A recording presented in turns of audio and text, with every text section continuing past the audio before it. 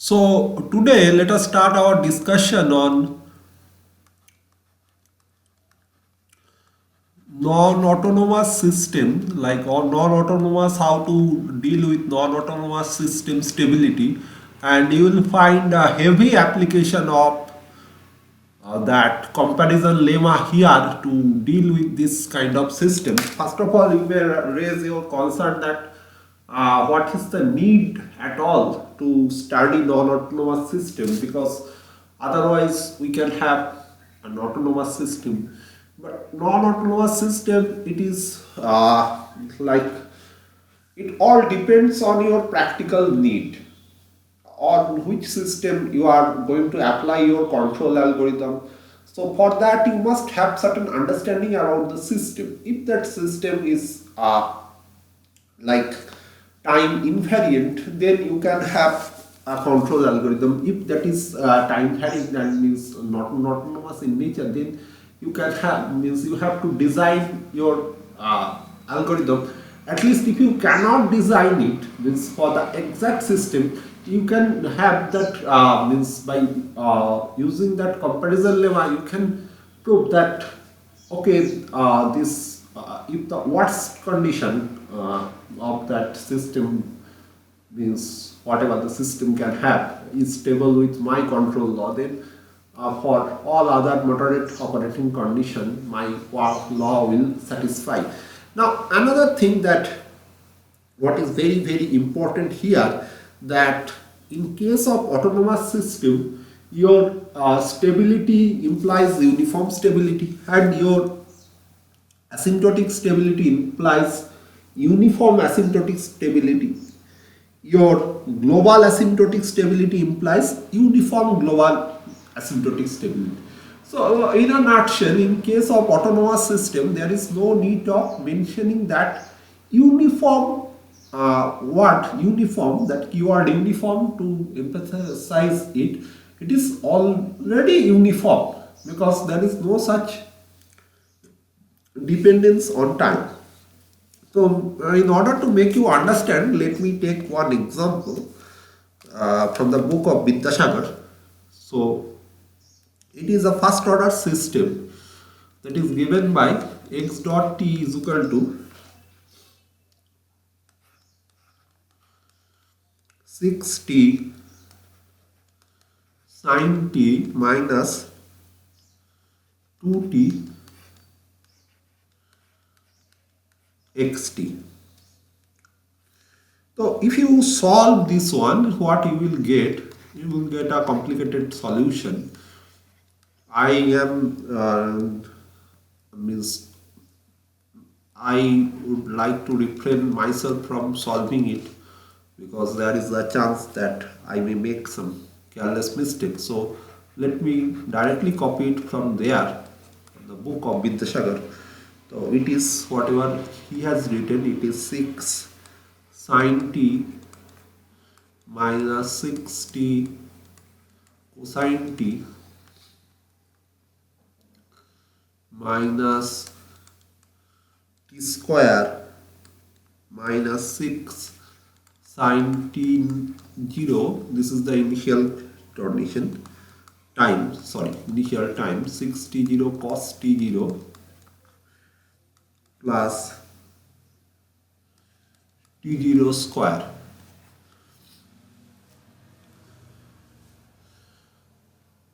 So you can see that if you compare it with any such autonomous system trajectory, like if you have something like x dot t is equal to minus xt, then what you would get, it is x dot t is equal to e to the power at xt x naught, right?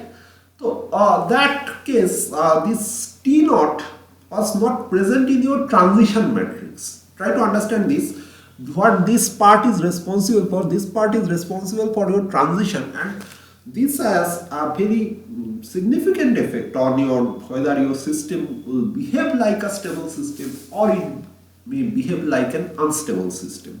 If you are not yet getting this, let me show you something. Like if you take that, like What is the equilibrium point? Undoubtedly, the equilibrium point will always be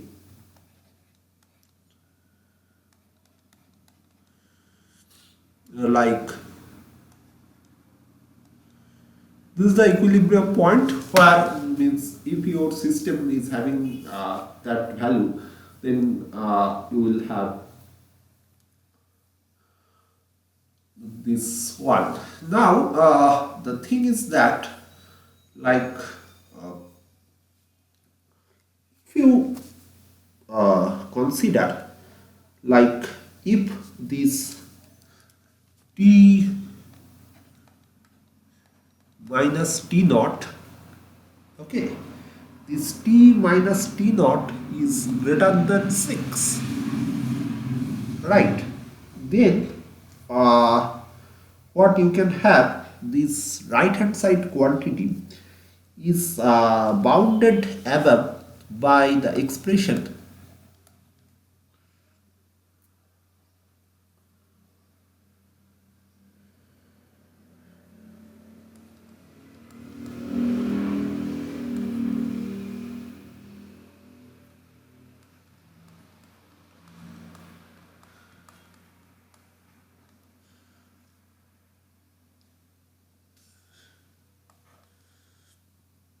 this whole thing is will be bounded by this value where t is equal to your t minus t naught.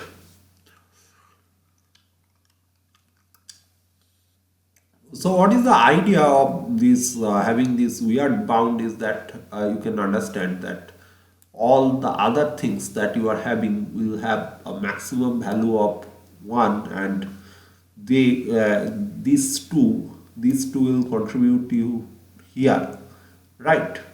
And the rest of the things like if you means club them, you will get this result that this is bounded above by this exponential function. Now here this exponential, being it is an exponential function, it is continuous over the time and bounded over the interval. Which interval it is bounded? The interval which it is bounded, that is defined as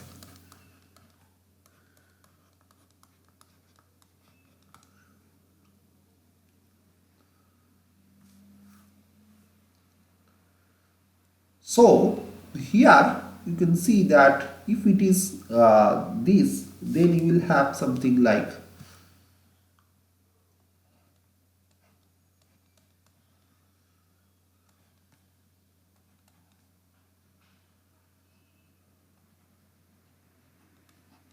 this is a supremum we are taking.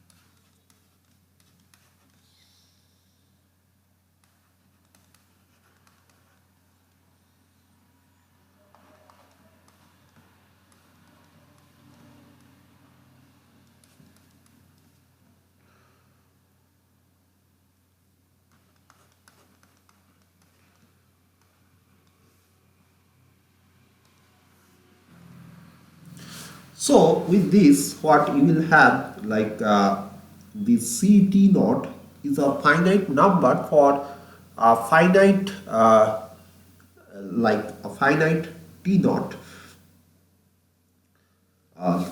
but given any like any value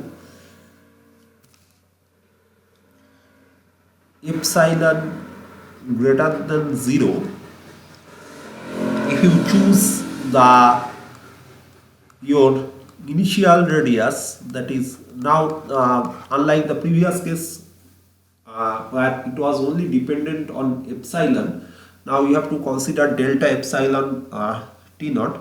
You will have this epsilon by c t naught, right?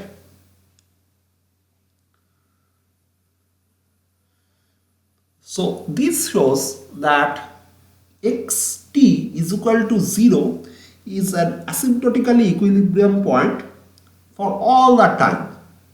On the other hand, if you select t naught is equal to, say, let us select t naught is equal to 2n pi, what that results? That results your, here it will become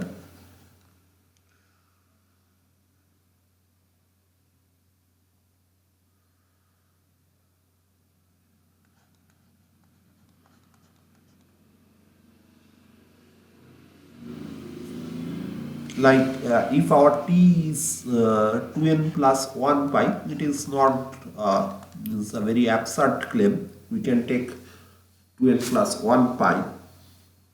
Now that will be x 2n pi, that is our x naught. Sorry. Oh. This 2n pi actually our t naught, right? And this side will have exponential of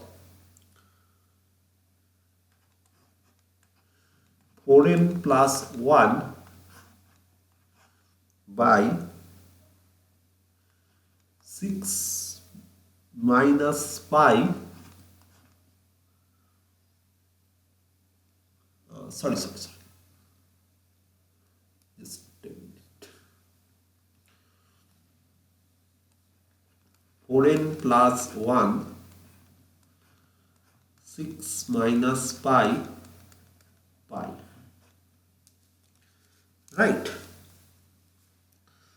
So it is clearly due to this means presence of this means exp term.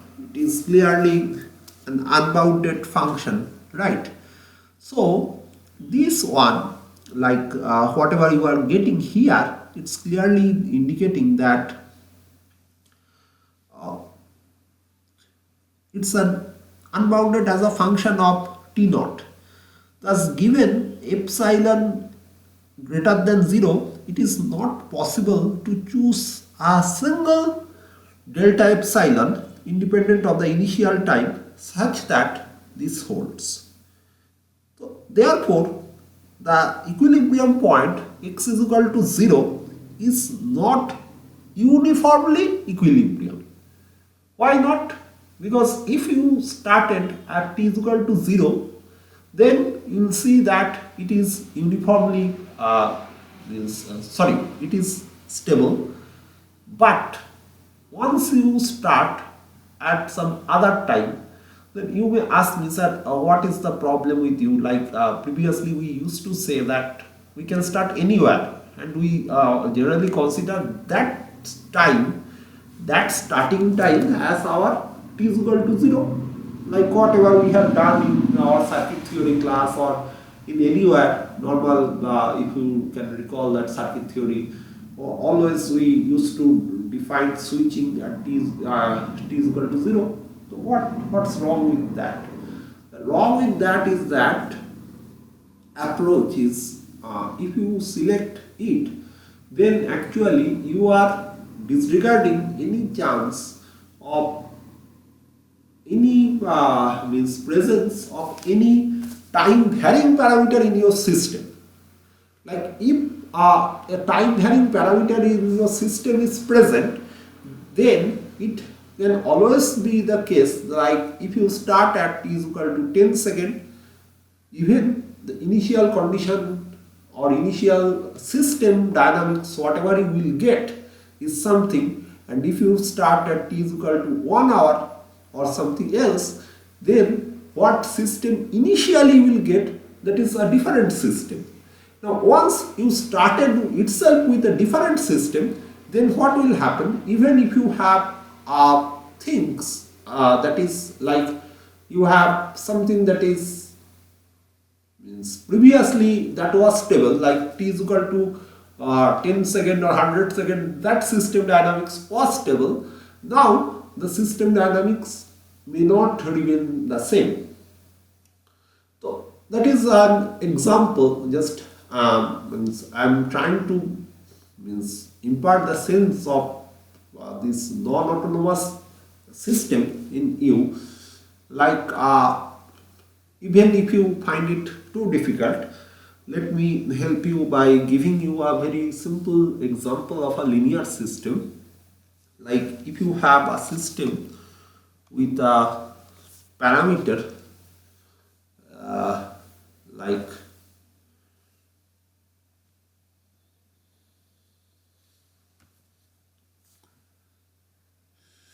a system, say a linear system we have,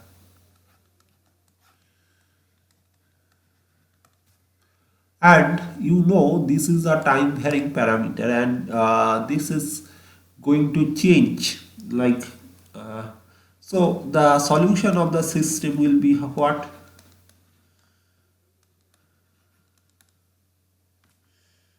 Into whatever you will have here, right? Now if you have this a time varying, then what would happen? Suppose every instance a is changing like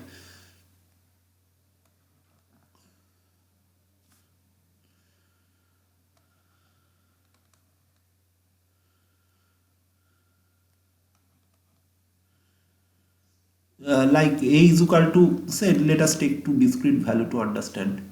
A is equal to 10 at t is equal to 100. Say a is a time dependent thing, and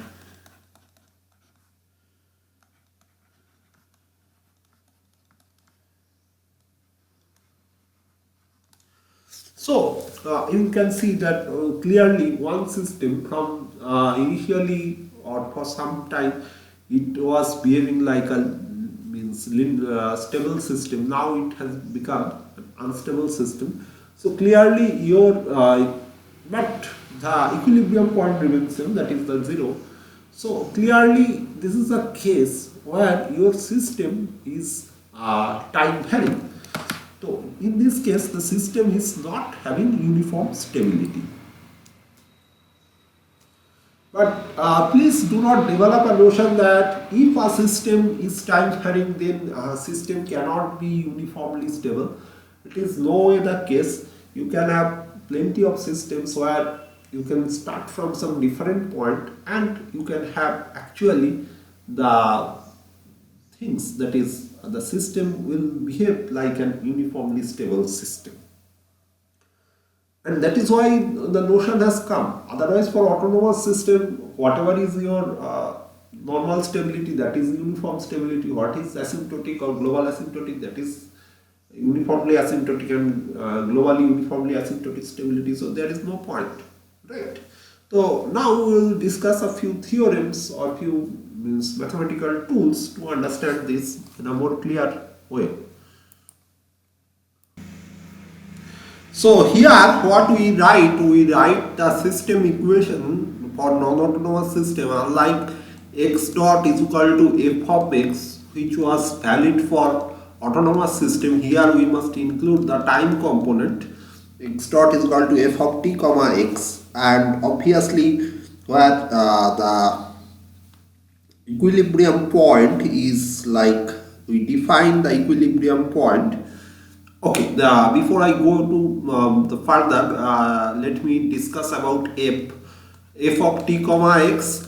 If you can recall my earlier lecture when we were discussing with general Lipschitz or other things like comparison lemma.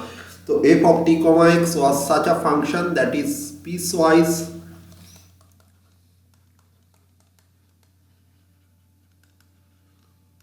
continuous in t and like locally Lipschitz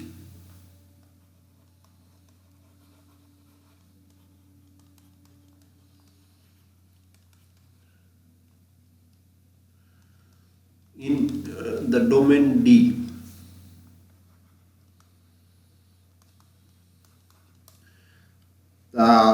function definition is something like this.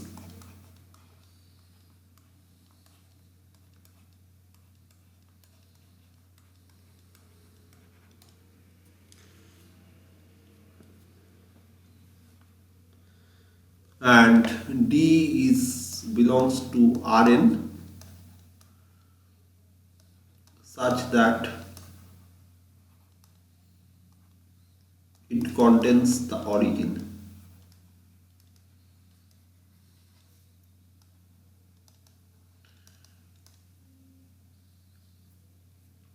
Where we are assuming that the origin is the equilibrium point for all f of t comma 0 is 0 for all t greater than is equal to 0. That means this x, basically x is equal to 0 is your equilibrium point irrespective of the system means structure. So it is quite a valid what to say, means a very generalized statement to be applicable on a large class of system. Like if we go back to our previous example, here also you can see that this x dot t, it is actually dependent, it is undoubtedly the fact that if you take xt is equal to 0, then x dot t becomes 0 irrespective of the value of t. So irrespective of t, it is your origin xt.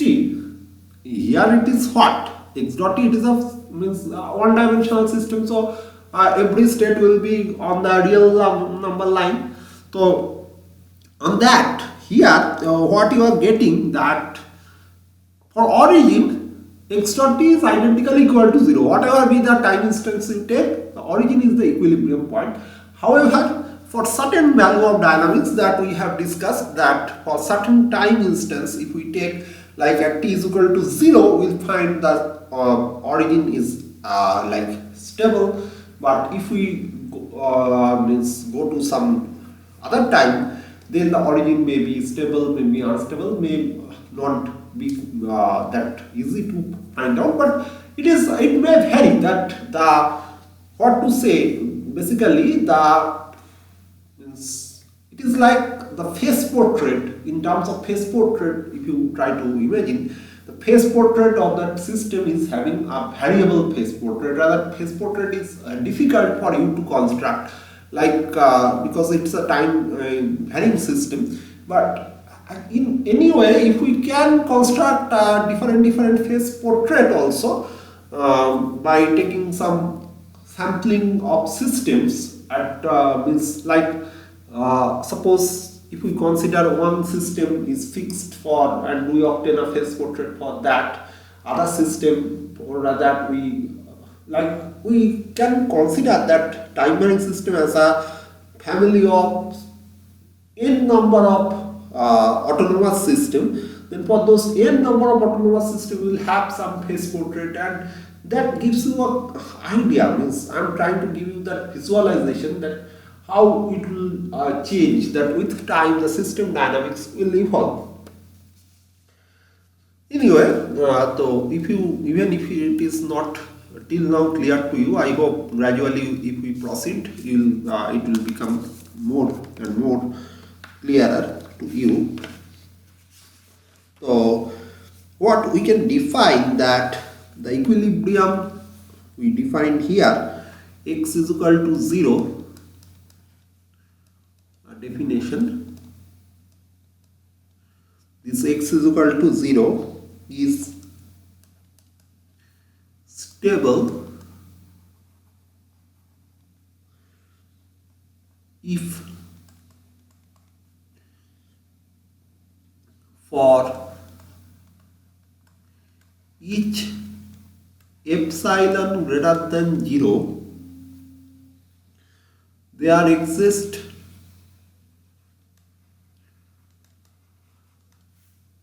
some delta is equal to delta function of epsilon comma t0 greater than 0 such that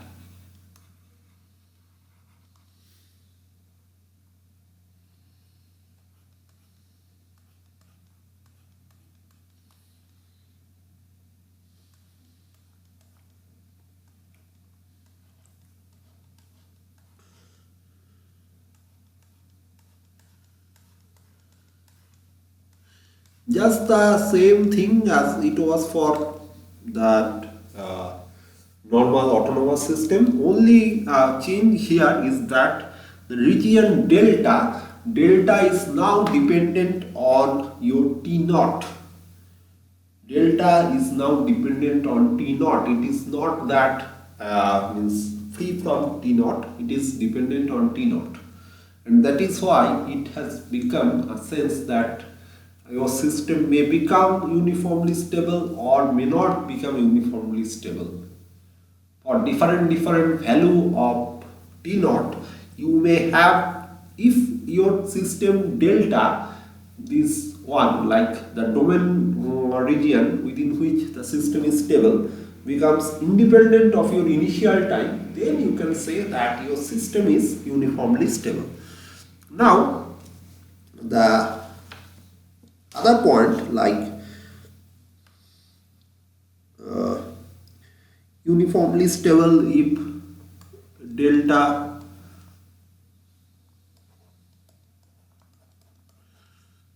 is only a function of epsilon, or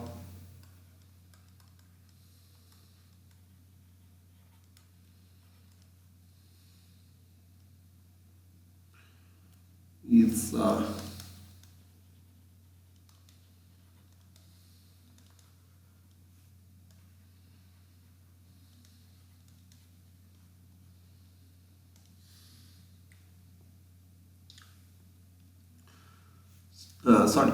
delta is independent of, actually invariant also you can write, but means you may get confused. So invariant dependent of T, obviously unstable, as we know if it is not stable.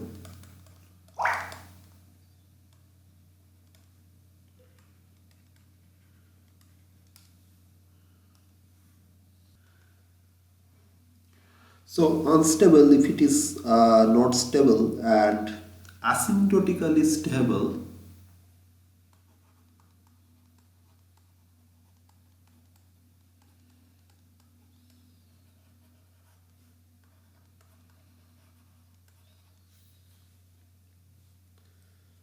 if the asymptotic stability definition is slightly different than what it was. Asymptotically stable if it is stable and there is a positive constant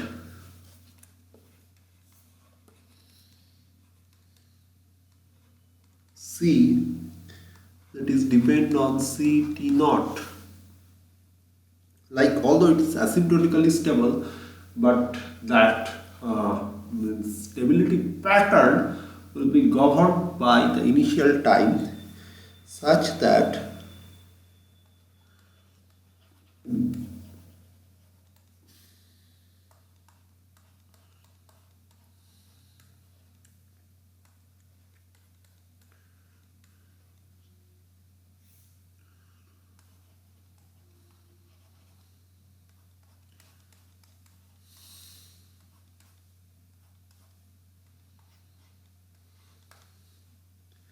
like what I was trying to say, it's very simple. Like you have a region.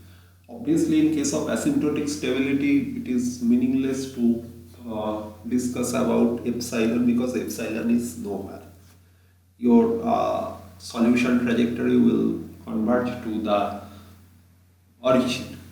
Now, if it is origin, then epsilon doesn't exist, and then if it is doesn't exist, then if you consider delta, here this delta is C. So if epsilon doesn't exist, then delta has to depend on someone, and that someone is your initial time T naught, right? Now,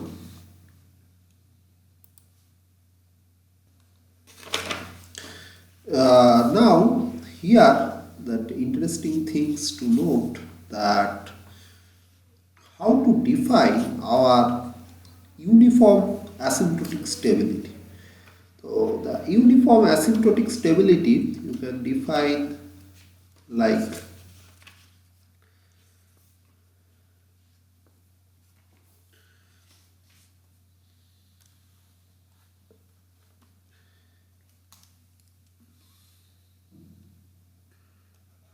uniformly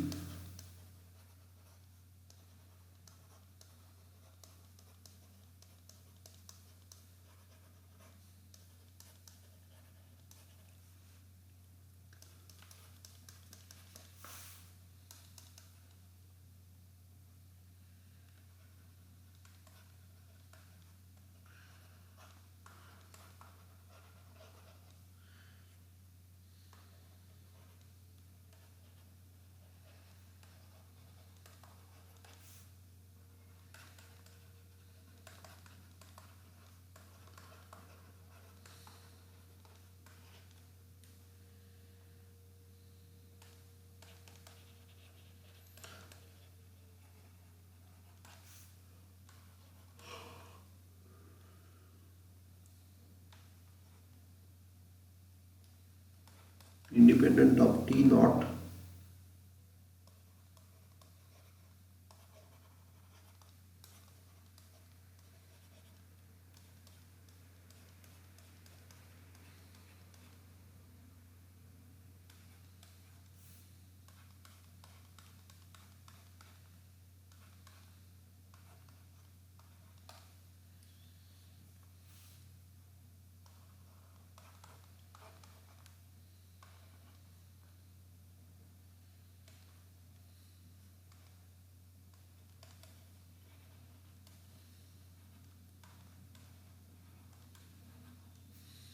in some book you may find.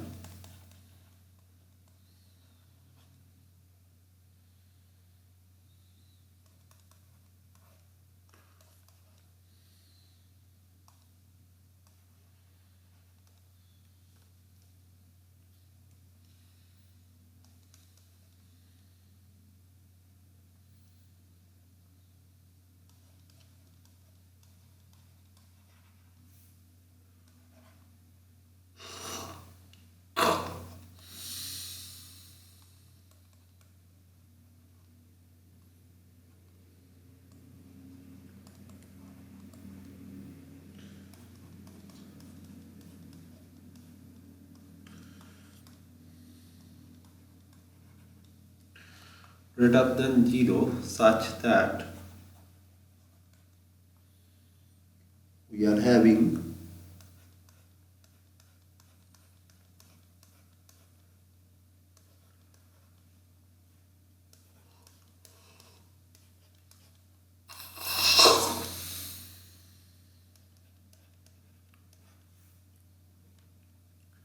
for all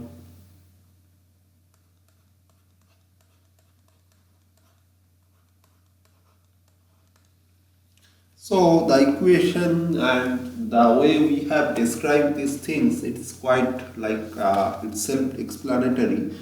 It is uniformly stable, like it is asymptotically stable as well as uniformly stable in the sense that the region in previous case when we are only considering of asymptotic stability, at that time the region within which your system exhibits the characteristics of asymptotically stable system, the region, or better to say the radius of the ball within which your system exhibits that nature, was dependent on your initial time.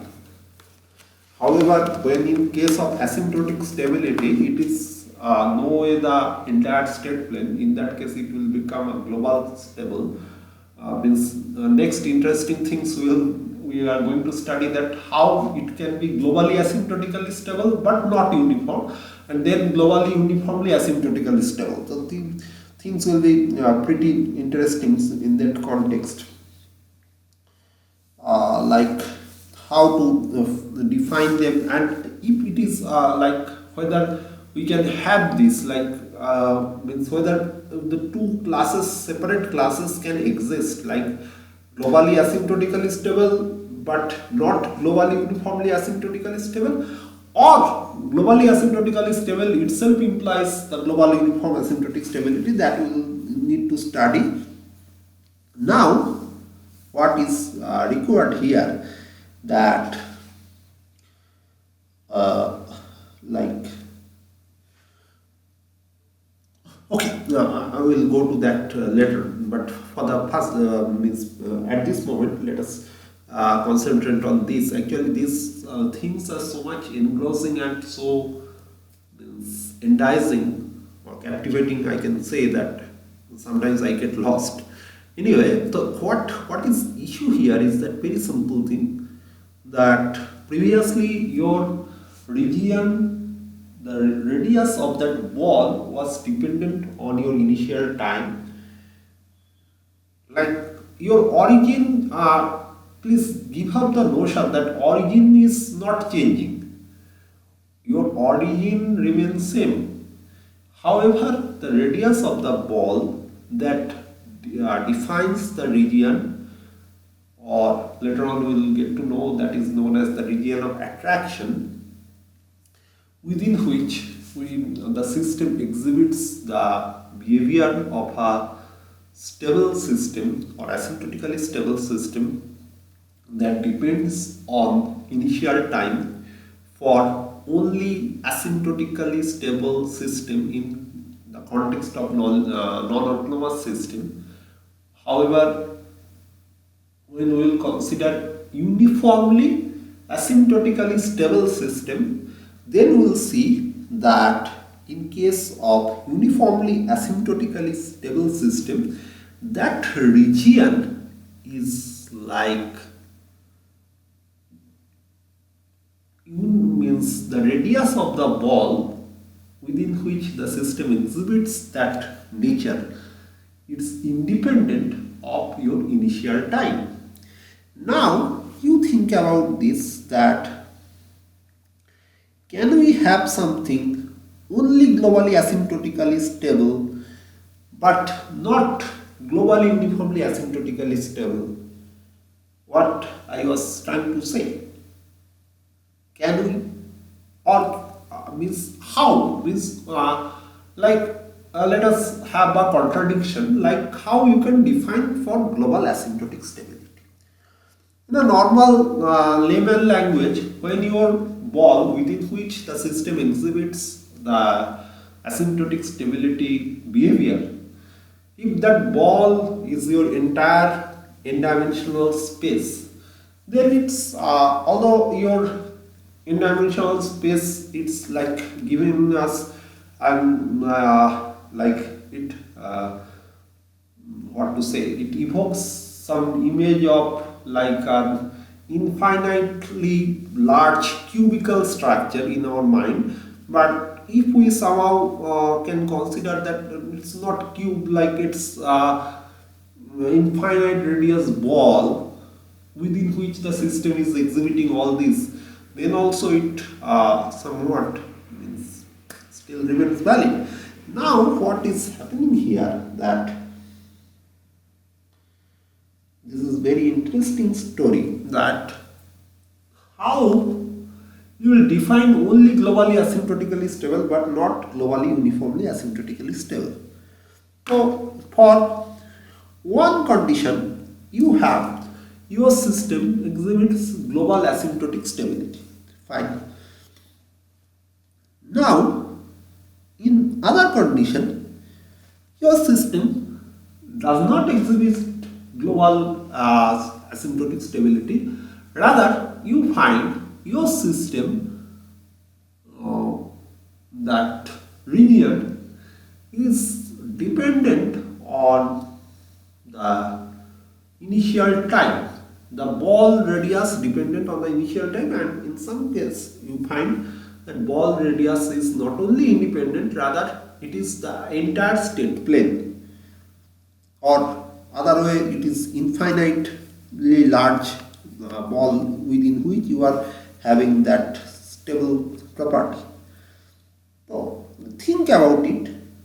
I am no way saying this is correct, that is correct, it is possible, the other one is not possible, but I am leaving you with this question. Think about it, that can we have more precisely, and let me reiterate my question once again, can we have only globally asymptotically stable system which is not globally uniformly asymptotically stable?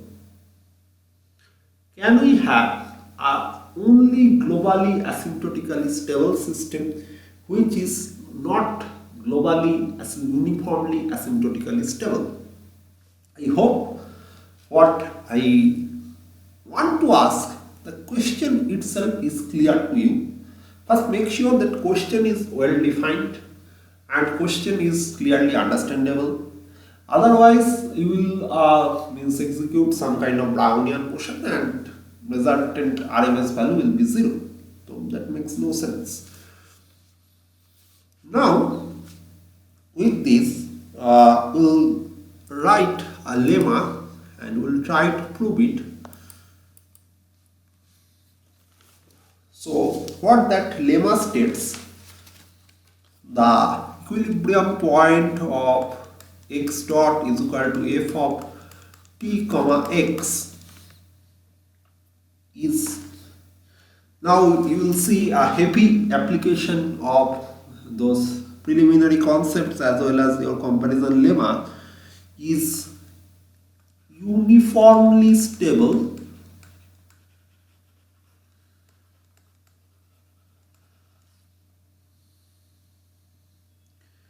if this double if means if and only if there exists a class K function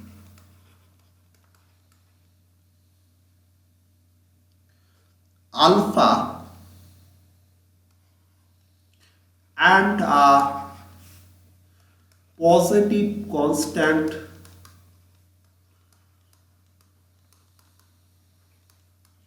C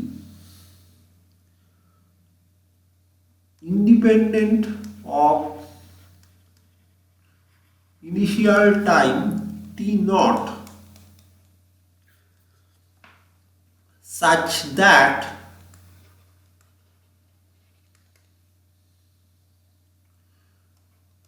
norm of xt is bounded by the class K function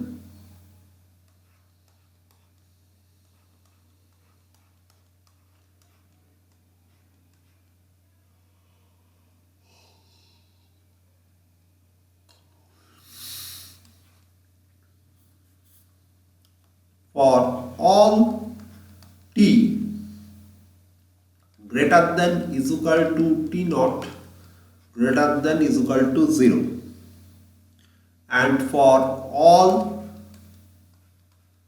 x t naught belongs to means within the region defined by C. And in addition, if you want to go for uniform asymptotic stability, then uniform stability is class K function is basically gives us some sort of radial means unboundedness, actually from where it comes. Let me tell you very clearly that previously in case of autonomous system it was very easy to construct the energy like function, right? So at that time your whatever energy like function Vx was only dependent on state variables x. However, when you consider the non-autonomous system, what happens that it is not only dependent on x, rather it exhibits its dependence on the time t. So that is why it is very important for us, like if we express v x comma t, so that one way v is a exhibits a radial unbounded nature for with respect to x, at the same time it must exhibit something and class scale function, it exhibits that with respect to L. So let us write it like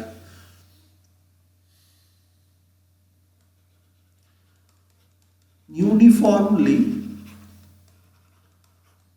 asymptotically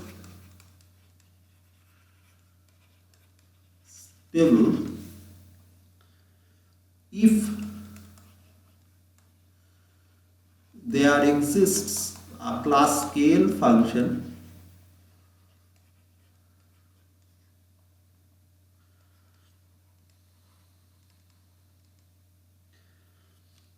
beta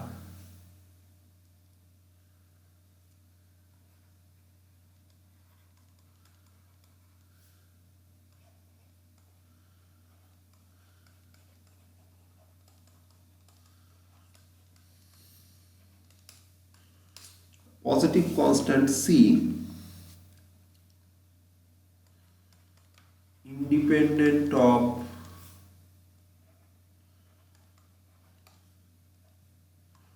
T naught such that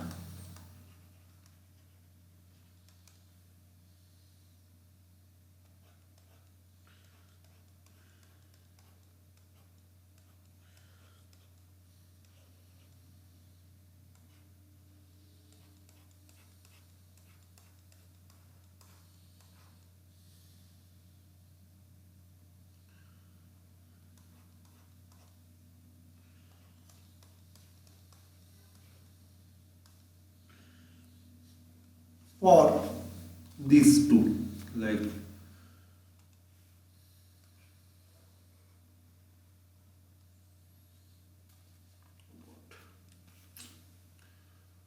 for all t greater than is equal to t0 greater than is equal to 0, and for all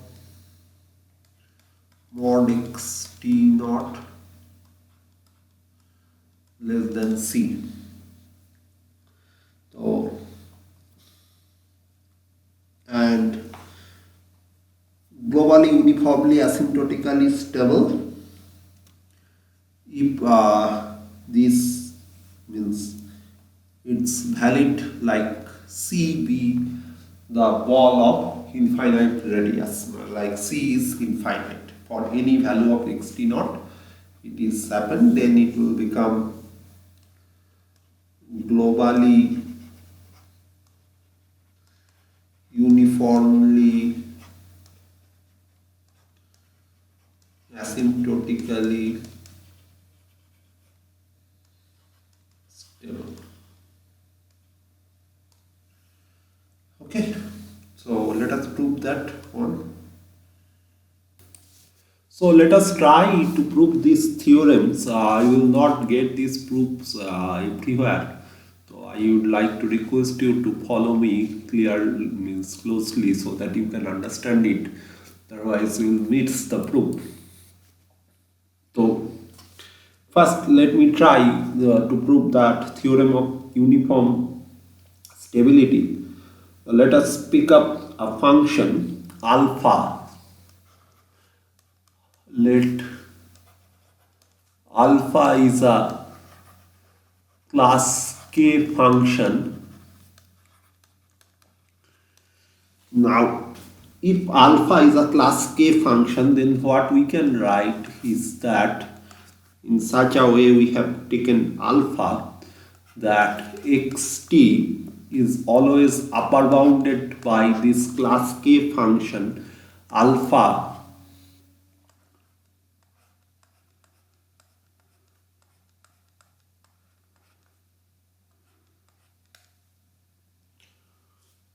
and it is always possible to have such alpha because this is here like you can see that uniform stable first line we have written uniform stable if there exists a class K function alpha and a positive constant C independent of T naught such that we are having this condition.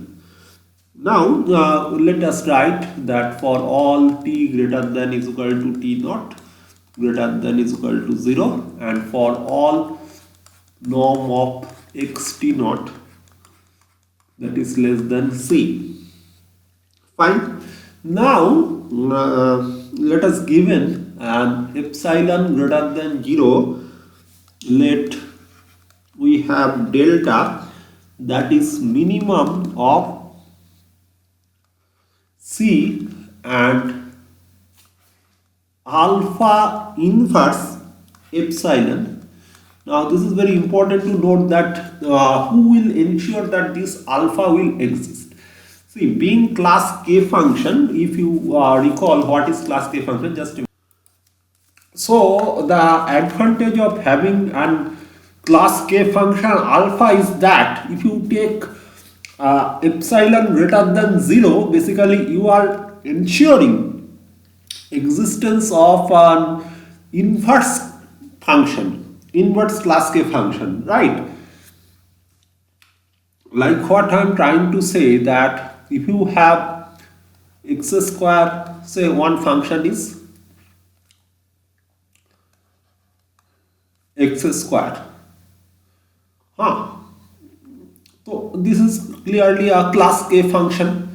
Now means when you will try to have an inverse of that, if you take the positive value, and as you can see that you can always take the positive value because epsilon is greater than 0, like x square is equal to say 4, you take x is equal to 2. In that way you will always get like means the basic issue here is that if epsilon is not 0, then you will always get some non-zero value here.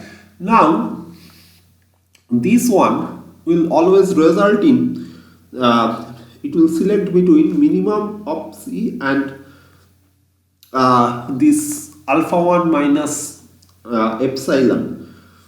Then for all xt naught that will lie inside a ball of radius less than delta, we have what, or we can write, we will have xt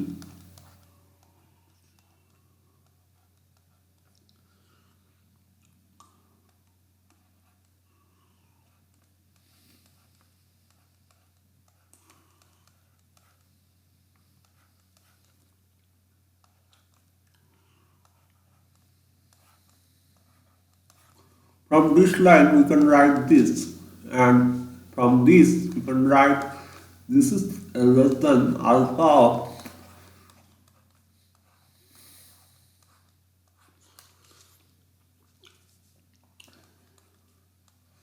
so it's clear. See the beauty that it is bounded by your, means this will always lie within region epsilon. Now let us assume again epsilon greater than 0. Given epsilon greater than 0, we will have delta is equal to delta epsilon greater than 0, such that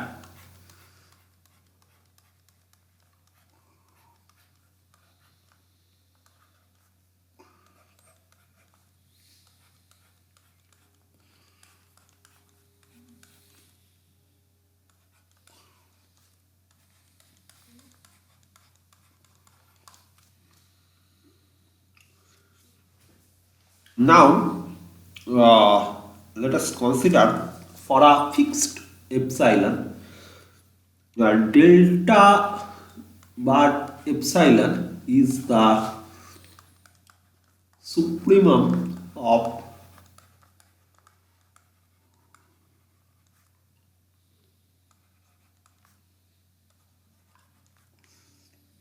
all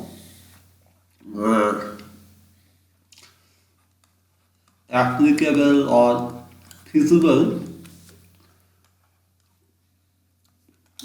delta epsilon, right? Now this function delta bar being the supremum of a given set, right? And all of them are greater than 0. It is clearly positive.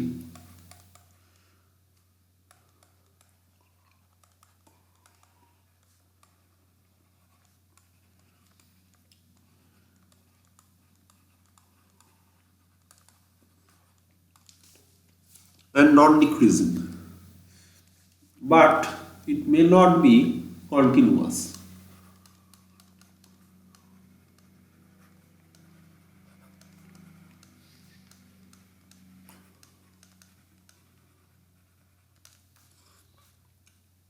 Now we choose a class K function zeta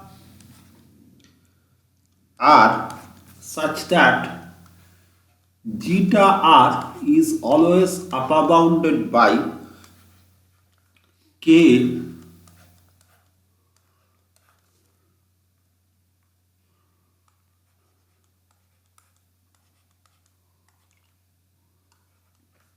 however, it is our assumption that zeta r is being class K, like as you know that in class K it is bound to be what? Class K, if you can recall the definition of class K that probably I discussed in 13 or somewhere, that class K is must be a continuous function. So until unless it is continuous, you cannot say that it is a class K function. So once you pick up delta r, or sorry, a zeta r, that is another class K function, this zeta r is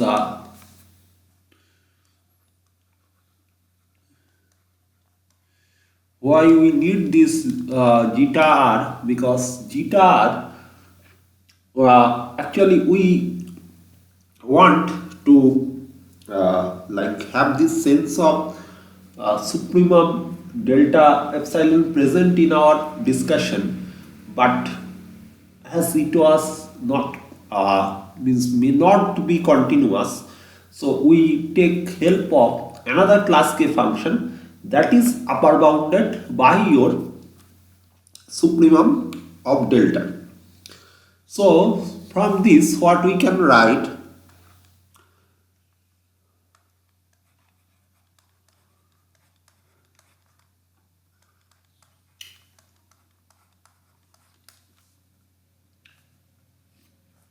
then alpha r is also uh,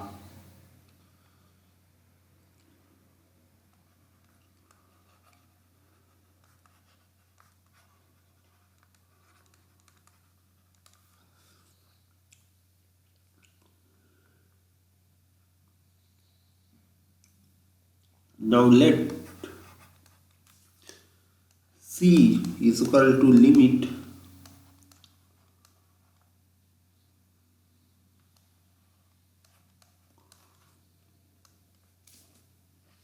given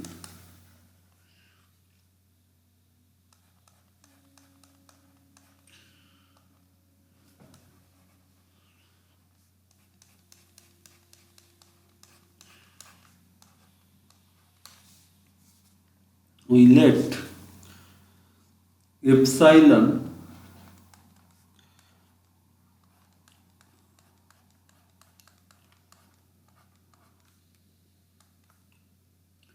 then what you will have, you will have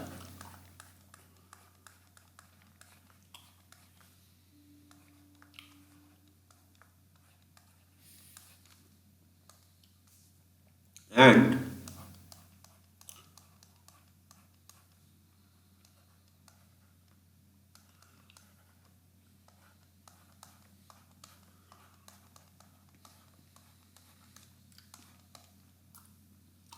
this,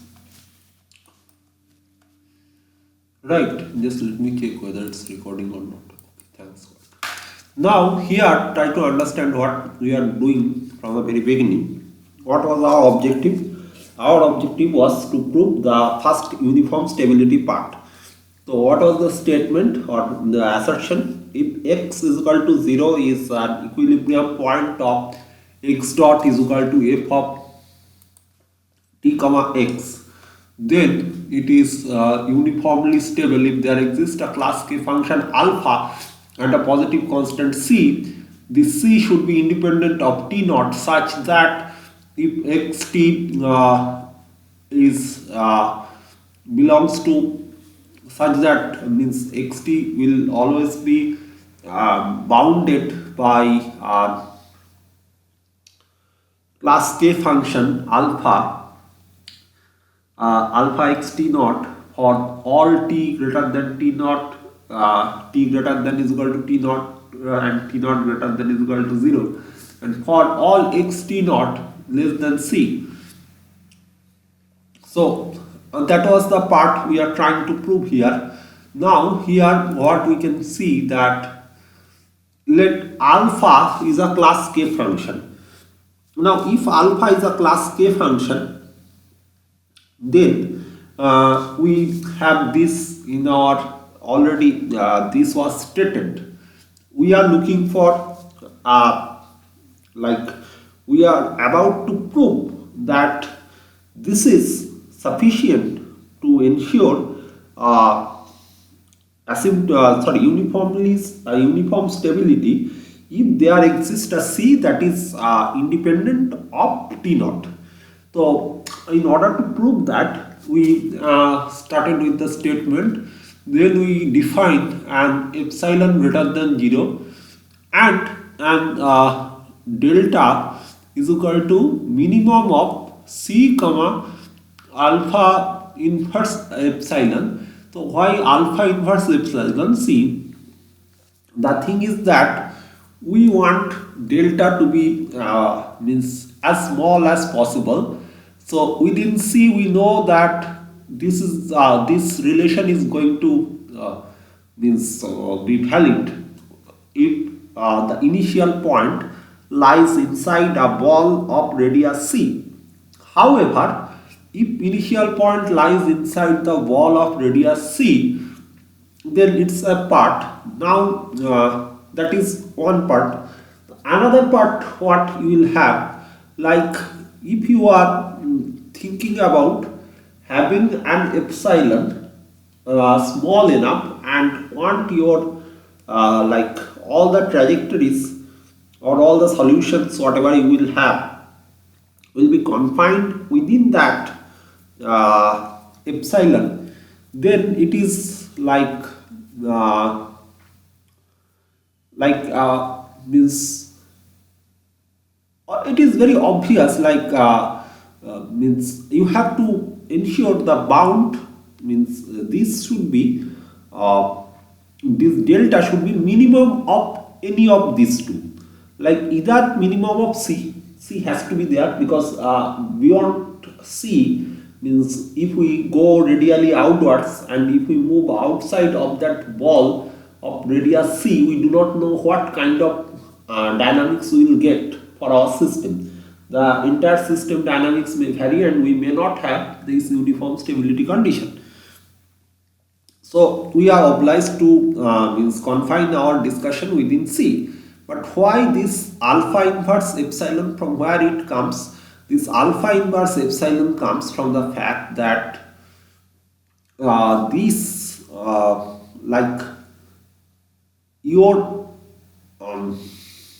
like xt, if you put here epsilon, then only you will get that this norm of xt naught must be less than alpha inverse epsilon.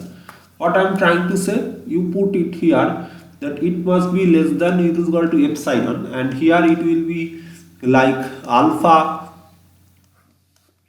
norm of xt naught. So you will get this one, that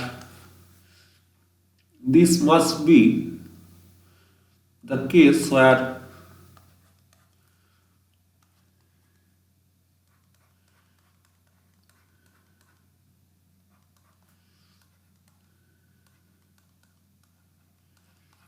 right. So this is what is written by this line. Now we are doing this, so then we proceed with this, and then gradually we reach that xt is equal to epsilon, where epsilon is independent of your t naught. Now in other way, what we can see that for a fixed epsilon,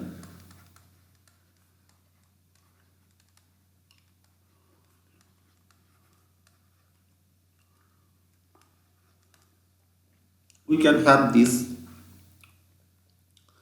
Now we define this delta bar E is the supremum of all possible delta epsilon, right? Now delta bar E epsilon is positive and non-decreasing, but it may not be continuous. So what will happen if it is not continuous? Like if it is not continuous, then you cannot find out epsilon for a corresponding delta. Sorry, means delta for a corresponding epsilon. So that is why we have taken help of another class K function, which is upper bounded by a supremum, and this one is like 0k1. Why we have taken this value of this k, this typical value? Actually this comes from the idea of convex set analysis, but due to shortage of time I cannot discuss all this here. So this alpha r is less than is equal to zeta inverse r. So alpha r is also a class K function. Now let us have a point C. C is defined such that limit r tends to infinity, this delta r is C.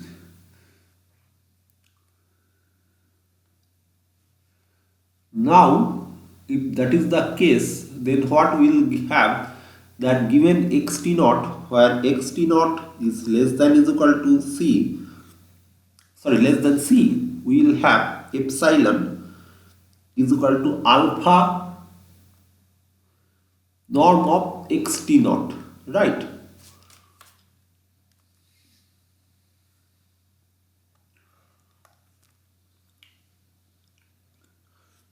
And xt naught less than is equal to, so what we are getting, that xt less than is equal to epsilon is equal to, so this proves the uniform stability, right? Because C is not dependent on T naught. Now we have to prove that uniform asymptotic stability. So let us prove that.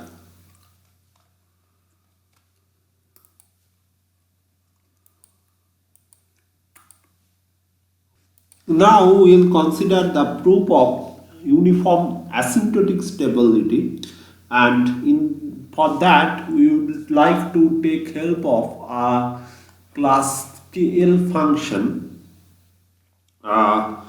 beta r comma s such that it satisfies the equation I have already written somewhere. This one. So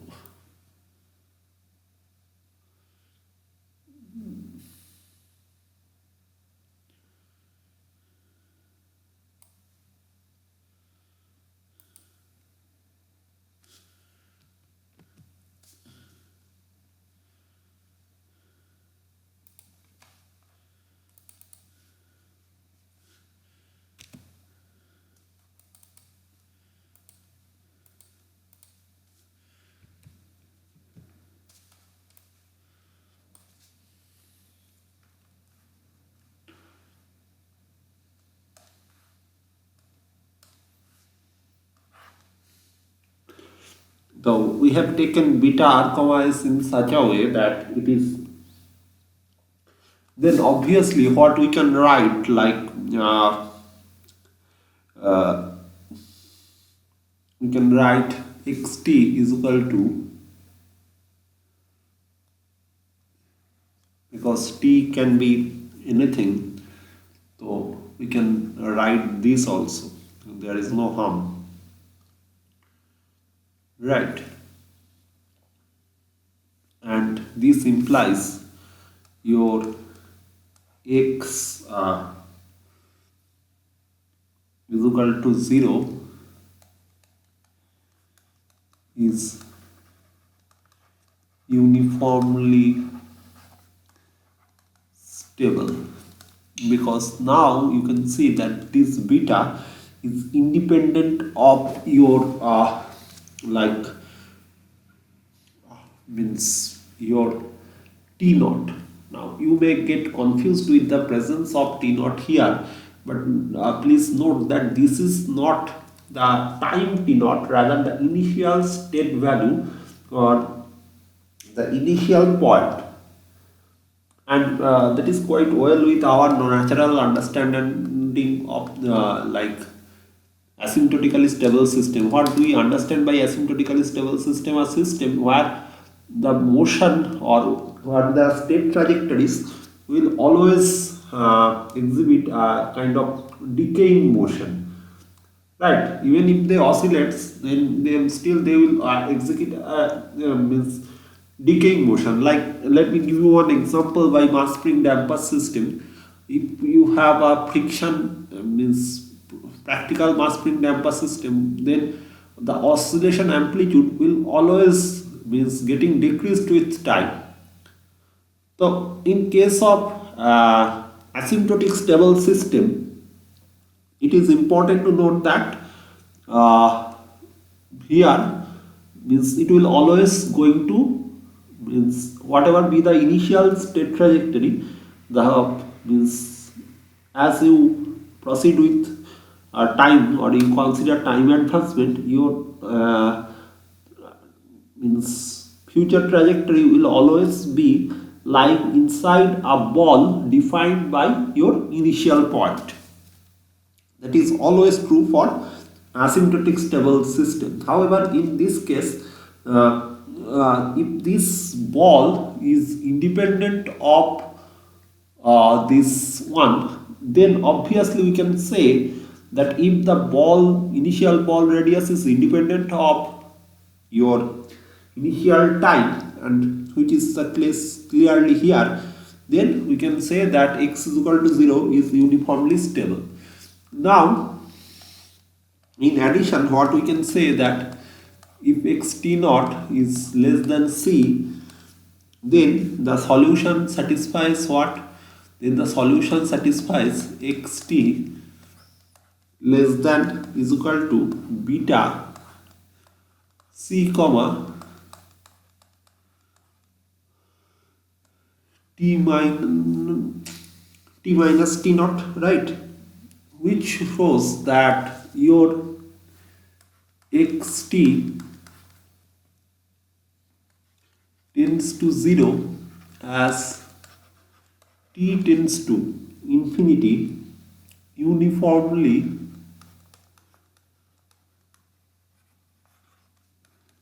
in t naught. Suppose now that we are having x is equal to 0 is uniformly stable and xt tends to 0 as t tends to infinity uniformly in t naught, and we show that there exists a class scale function beta r comma s for which this condition original one, or it was the original condition was this gets satisfied for some value of C, so then we can claim that this is our case of uniform asymptotic stability. We have already proved the condition that the system is uniform stable, but we yet to prove that asymptotic stability. So due to uniform stability, we will always get a constant C that is independent of C greater than 0, independent of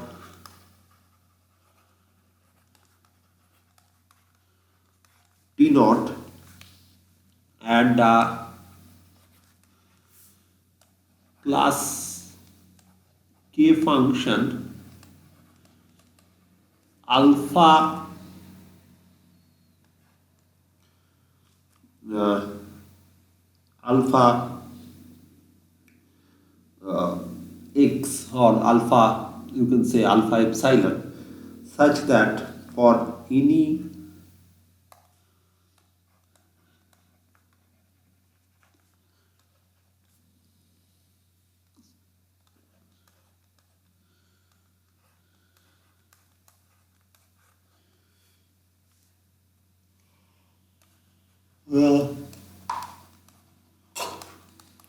solution satisfies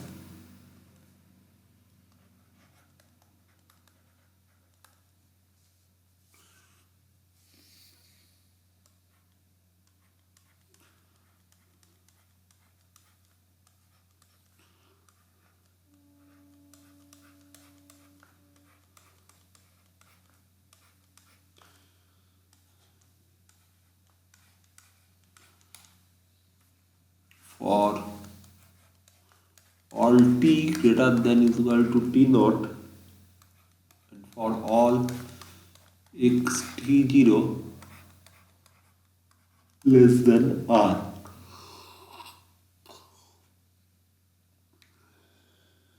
So in addition, we can have moreover for given eta greater than 0, we can have there will be exist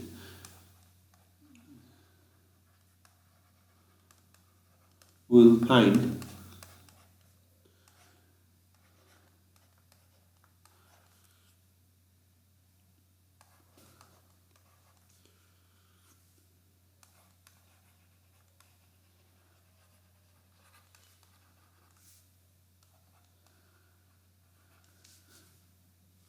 dependent on eta and r, but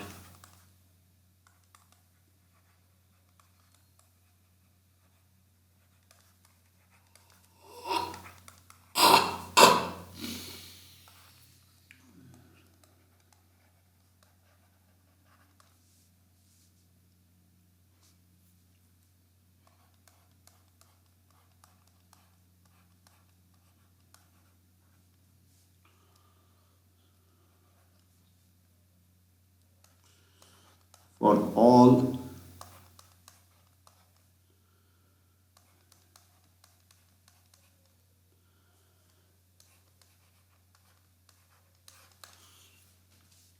right. Now, like in the previous case, we take help of supremum. Here we will take the help of infimum. So that we will write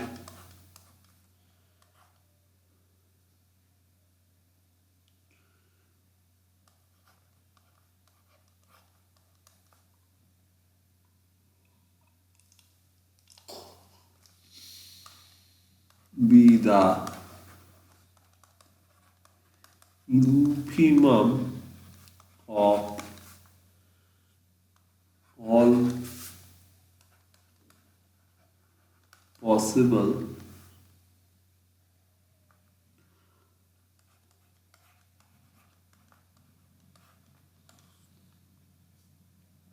so the function t here, it is in infimum, so it is this t bar, actually it is actually a time interval, so it is non-negative.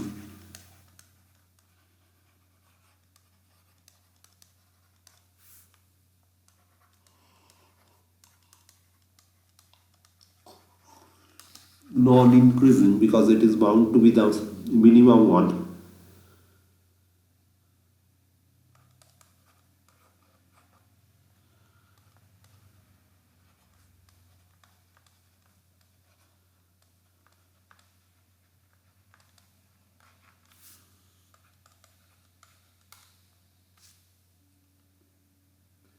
And we are having t bar.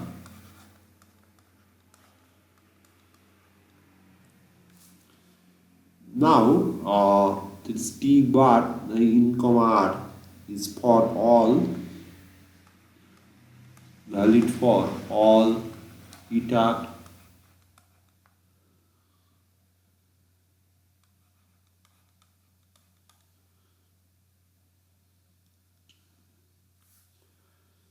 so what you can write here that we can develop an energy like function like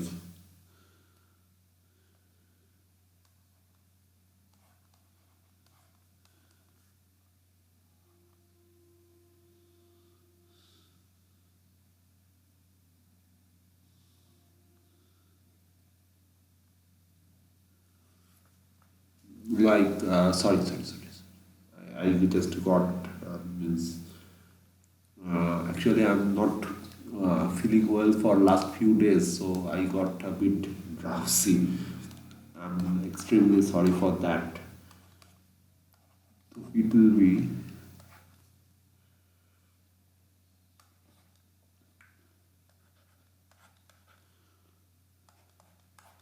on dummy variable.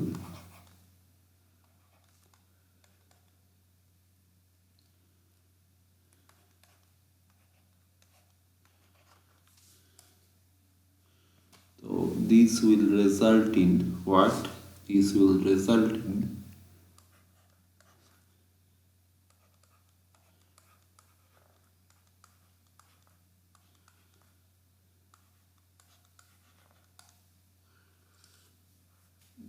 right.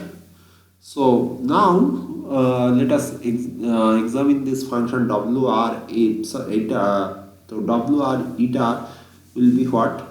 Wr eta is positive.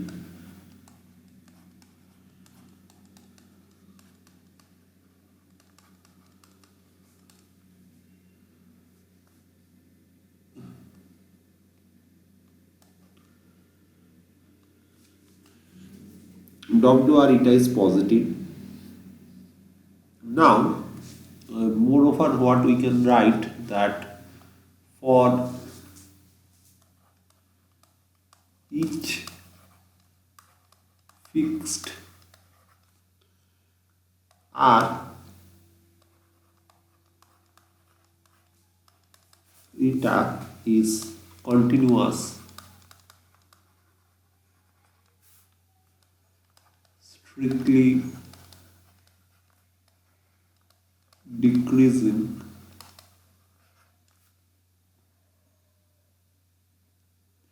and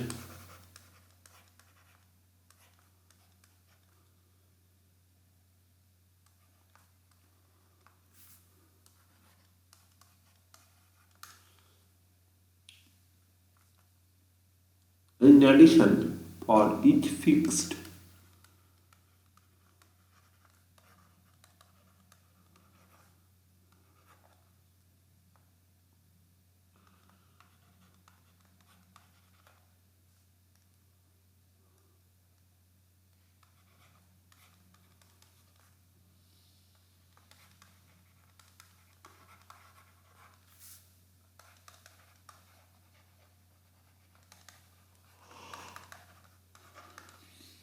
strictly increasing in r. Now we take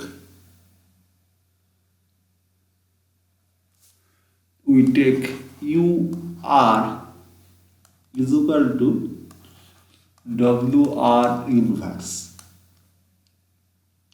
So this UR being WR inverse, it will also inherit these two properties, like it is means continuous and strictly decreasing, and for each fixed R, this is strictly increasing in R. So we can write that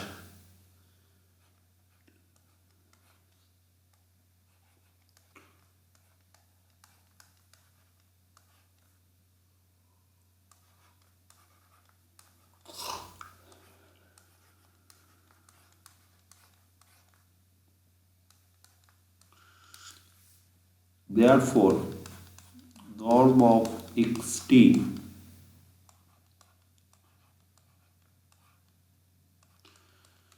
I can skip this proof, but if I skip it, then later on you will find, while solving the problem, I will definitely circulate the solution of a few interesting and insightful problem. So you will find it difficult to understand those problems. So that is why, even if you find it a bit difficult or bit complicated at this juncture, we must not leave any proof behind us. We must try to develop our aptitude to understand all these proofs. Until unless we understand these proofs, we will not be able to do anything in this subject.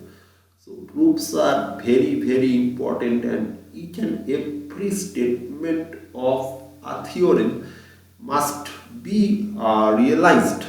I will not say memorized, rather I would like to use the word realize, because until unless you realize them, it will be impossible for you to mug up almost 20 or 25 theorems are there. So you can't, simply you can't. Like comprising all lemma's theorems, total 25, 26 number of such powerful things are there, and until unless you are quite acquainted with them, you will not be able to solve problems, right? So that is an issue here. So this is therefore what we can write is like, oh God, again I have reached the end of the paper.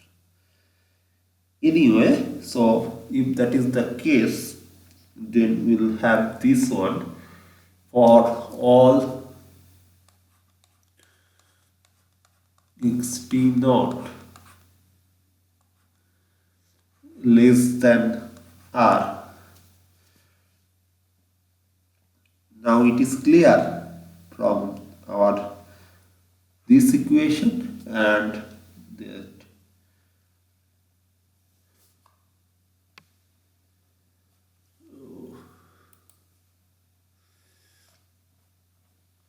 it is clear from this equation this that the upper bounded by your positive definite function, sorry, class k function alpha, and here it is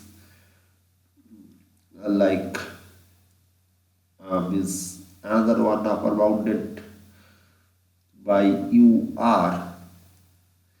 What you can write is that we can write,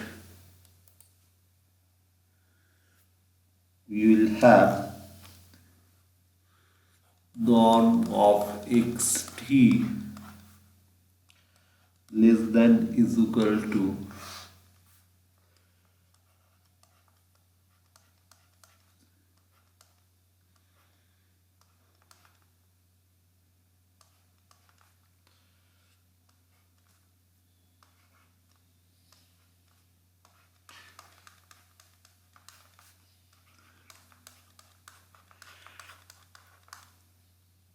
and for all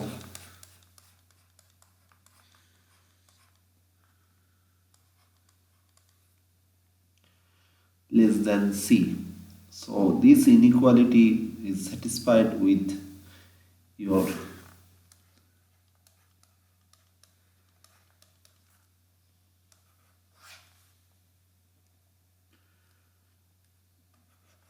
there is a means common formula, like if it is we are having this, then we can write it in this way, like this.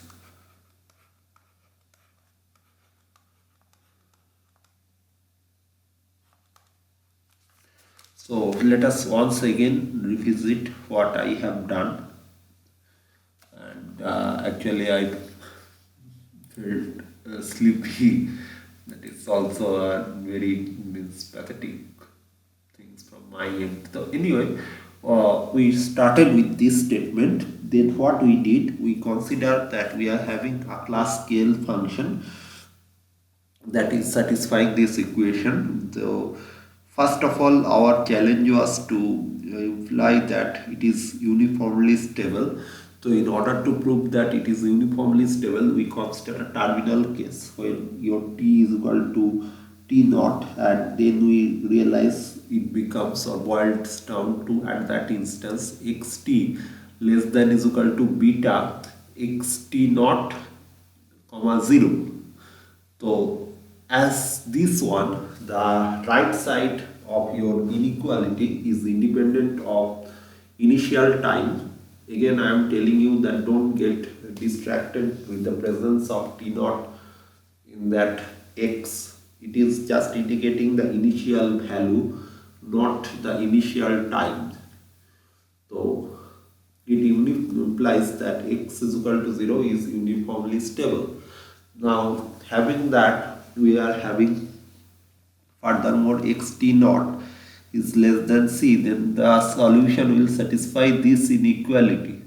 So then we consider that xt tends to 0 as t tends to infinity uniformly in t. Who ensure us this one? If you have read, or if you can recall the class scale function property, then you must have noticed that in case of class scale function, it is uh, like it is for each fixed first argument, we will have the mapping of the function is decreasing with respect to the second argument, and the function itself tends to 0 as the second argument tends to infinity. So obviously, if we mention that beta is a class scale function, so that clearly indicates if you increase t, then being a fixed point t naught, you will have your the second argument. If you replace t minus t naught by s or something, you will have that xt tends to 0. Now means like due to uniform stability, this constant c within which these things happen, or this system exhibits uniform asymptotic stability, that c is we can now apply the previous concept how we prove it is for uniform stability. We will get that same kind of concept. We will get a class k function alpha greater than 0 such that for any r that is varying from slightly greater than 0 to exactly c, the solution xt will always satisfy or will always lie inside the ball whose radius of the ball will be determined by the class k function alpha, where this alpha will depend on the resistance, the state variables. So alpha will depend on the state variables. Now we consider Given an eta greater than 0, let us consider there exists tau, where tau is equal to tau eta comma r, dependent on eta and r, but it is independent of t naught, such that this xt can be represented as t naught plus t eta comma r. This t eta comma r actually plays the role of interval. Now t eta comma r be the uniform of all applicable t eta comma r. The function infimum of t eta comma r is always yeah.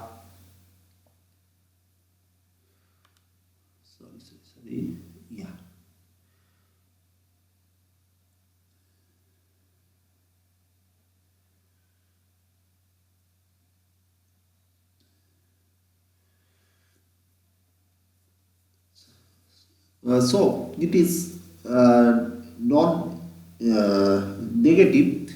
Okay, I made a mistake, like t bar is the infimum, not infimum, rather the supremum. So if it is a supremum, then what would happen, that try to understand, is non-negative and also non-increasing in eta. Why? Because it is if you consider eta comma r, then the value of eta is like, how to make you understand. Okay, please just register this point. Uh, I have a few good examples. When I will discuss those examples, you will surely get answer. But please note this down, because at this moment, if I start discussion on those examples, I will face problem in completing syllabus in that stipulated time. So please note this, that how this works, and now you just go through this one. This how these things work. I will also explain it with an example. And before that, I would like to discuss a few important theory. This was a lemma. Now we will go to discuss a few important theory. Okay.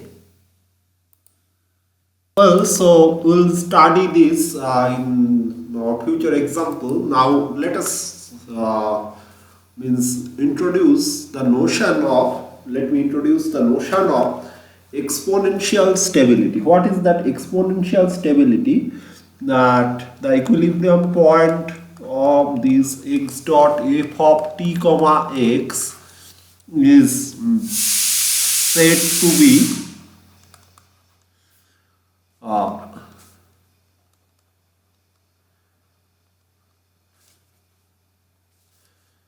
the equilibrium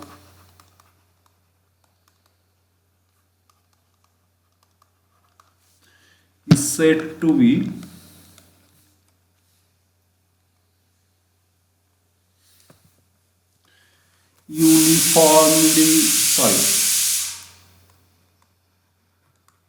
exponentially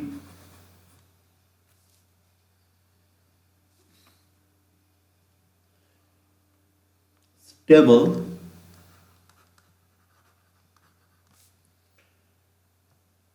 if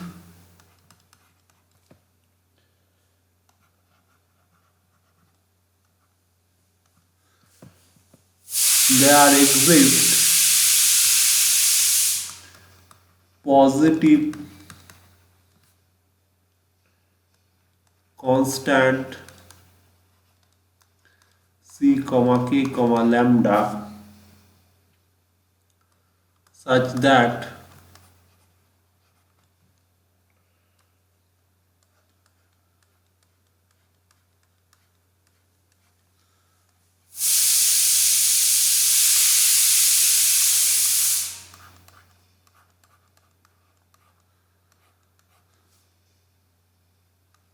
like the asymptotic convergence will be governed by an exponentially decaying pattern, then it is exponentially stable system for all xt0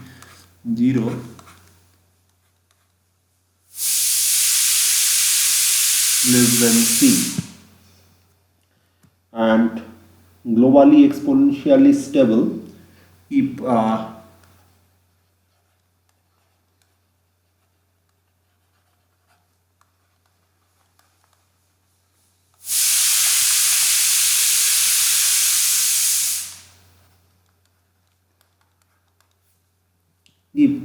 the initial state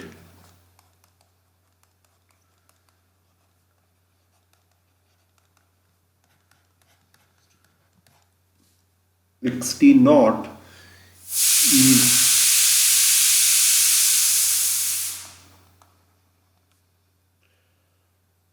is means and globally exponential stable if the initial stable on state xt naught can be located anywhere in the state plane, right? So this is what is there. Now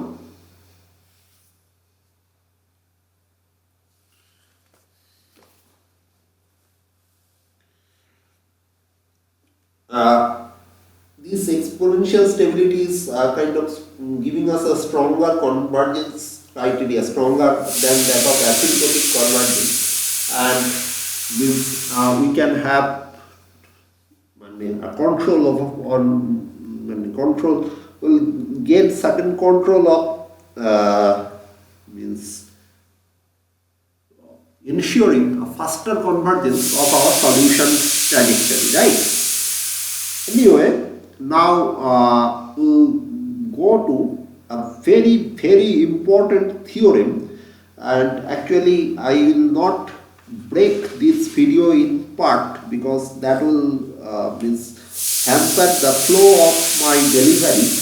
So I will do this entire session on this non-autonomous system discussion, and then we will only go to some other topic and we will have a different video. So here today let us discuss that theorem. That theorem states let x is equal to 0 be an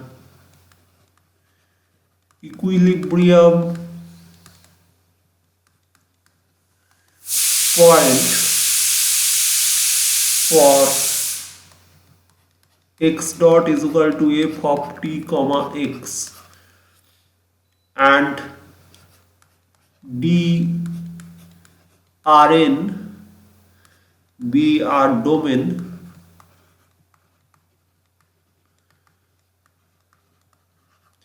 So that is why I told you several times that if you try to mug up, then things will become difficult. But if you apply your common sense, if your intuitiveness, you will see that it is more or less similar, just slightly different from each other in a way that defines or that means makes it different from the other theorem. But like x is equal to 0 must be there inside that domain. All these are there.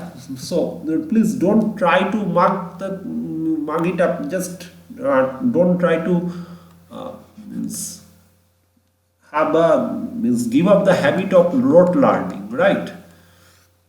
You should think, and you should then only you can grow.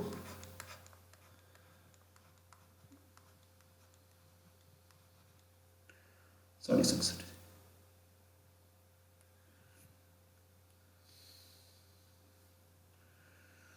Be continuously differentiable function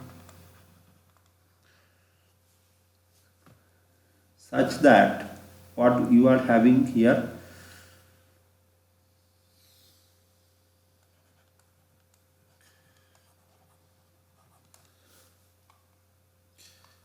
as the system is oh god, as a system is non-autonomous, now it is difficult for us to consider, means in case of autonomous system we are having a fixed v. Now here we are instead of having a fixed v, we are expecting what? We are expecting a v that could be like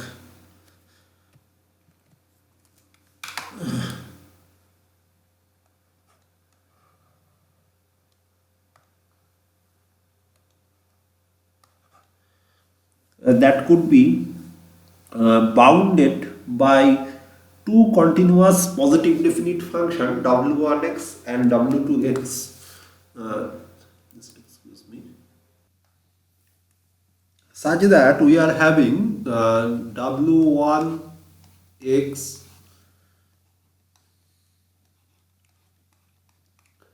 Please note that this w1 and w2, they are not a function of time, they are time invariant, right?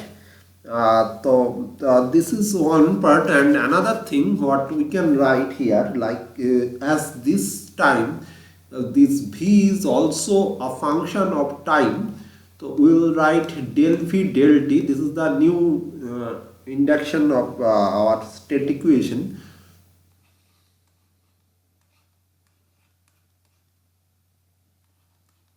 Like here we are applying chain rule to find out v dot x, that is less than is equal to 0, and this is valid for all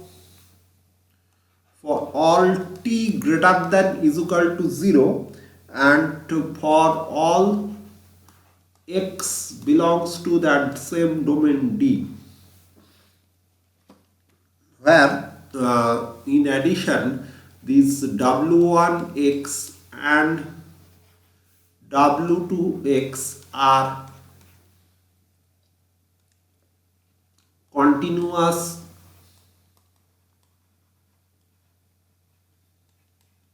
positive definite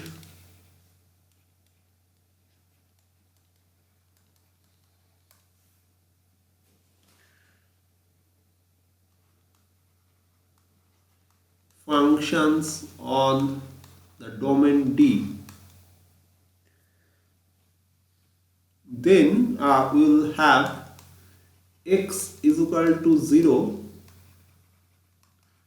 uniformly stable.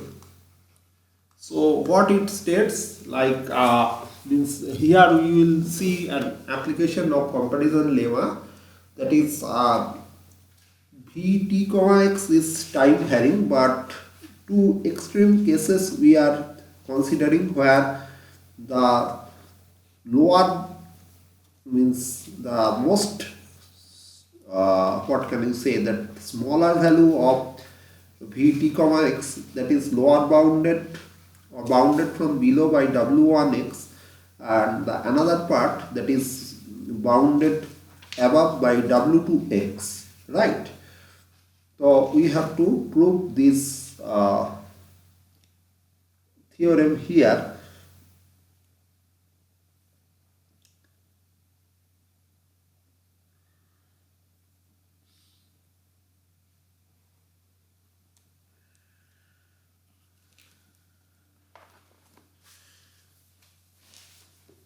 So what we can write, like the derivative of this x dot is equal to f of t comma x. This is our governing equation.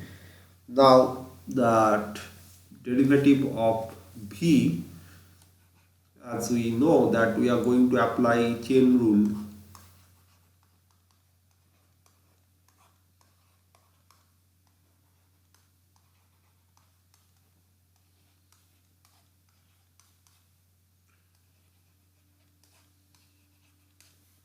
Previously this part yields 0 or yielded 0, that is why we have only this one for autonomous system. However, here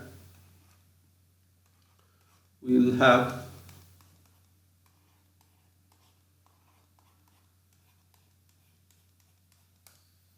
right.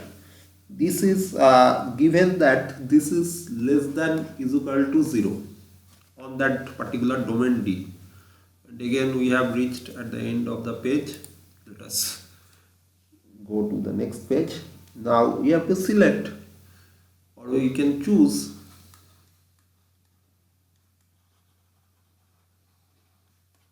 r greater than 0 and c greater than 0, such that what we have is like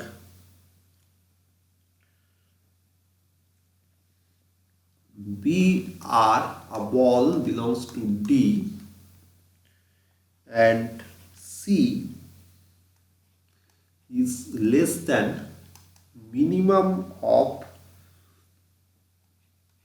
the same technique we are doing, just considering it for the means whatever we have done for that autonomous case. Now we are just trying to extend it for non-autonomous case, and for non-autonomous case, instead of having one, now we are having two, like namely W1x, W2x. We are trying to extend it here. So C is equal to minimum of x. Then we have any x belongs to BR such that W1x less than is equal to C,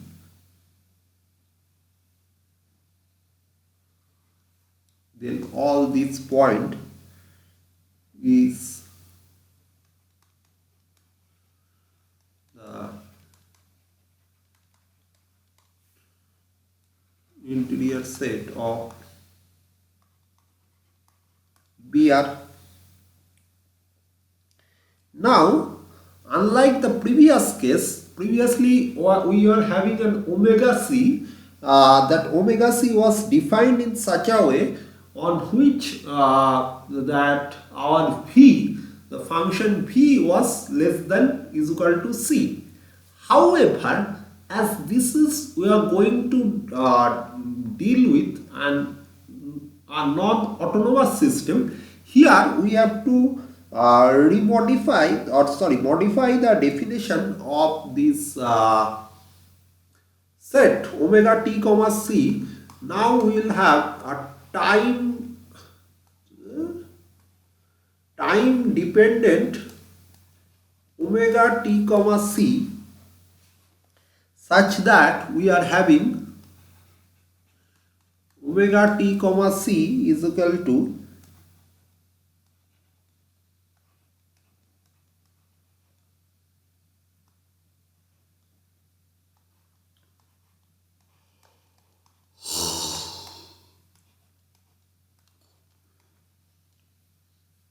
right. So definition of omega t comma c is clear.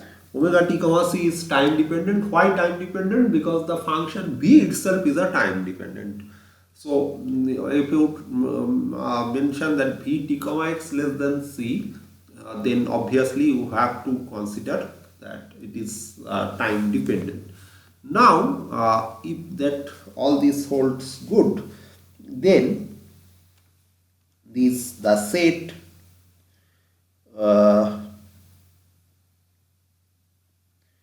we can write the set omega t comma c contains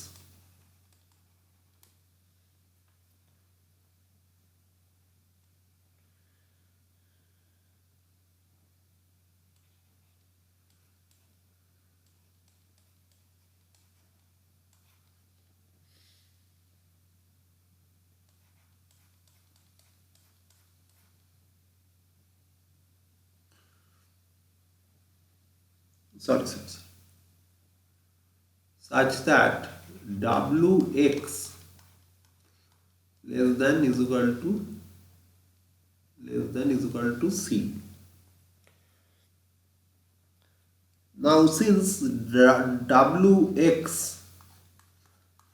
less than is equal to c, clearly wx being the upper bound of vt comma x, upper bound will be less than is equal to c. Now on the other hand, this omega t comma c, this is a subset of your first one. Which one? That one, that is this x belongs to br, uh, the first interior set. Then what we can write that this let us give it a means name like phi s. So what we can write here that this omega t comma c, this omega t comma c is a subset of omega s, right? So that implies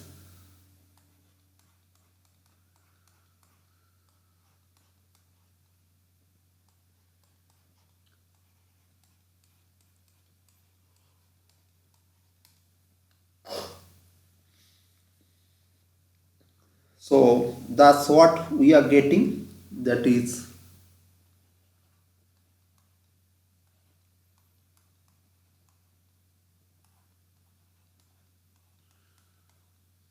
we are just clubbing them.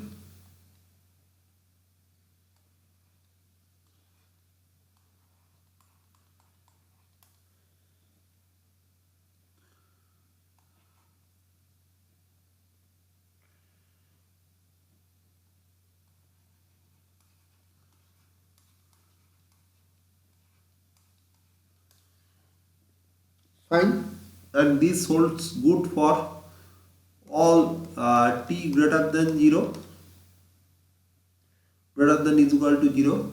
This relation holds good.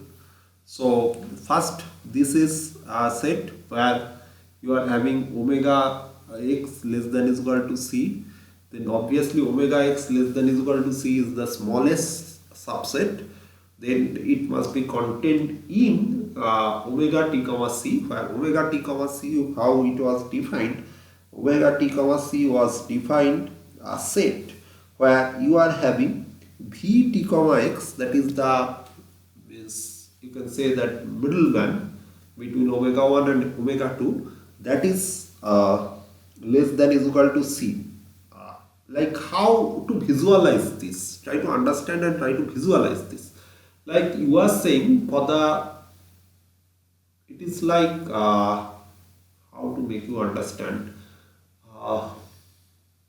say w2x, w2x being the students who is having the highest mark students, right? So if you say that w2x is the students number of means students who scored between 90 to 100, say in a certain exam 95 is the highest marks, and then you are having students in wx, that is that has scored between 80 to 100. Now then you are having another one v t comma x, those who have scored between say 0 to 100, and there is w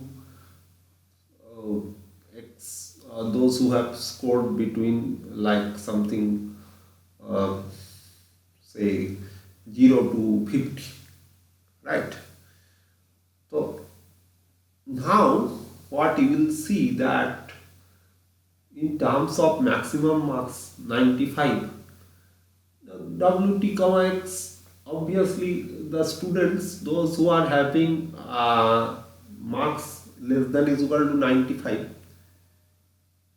will be means will be there in your wx. Now you have the other students like vt comma x. So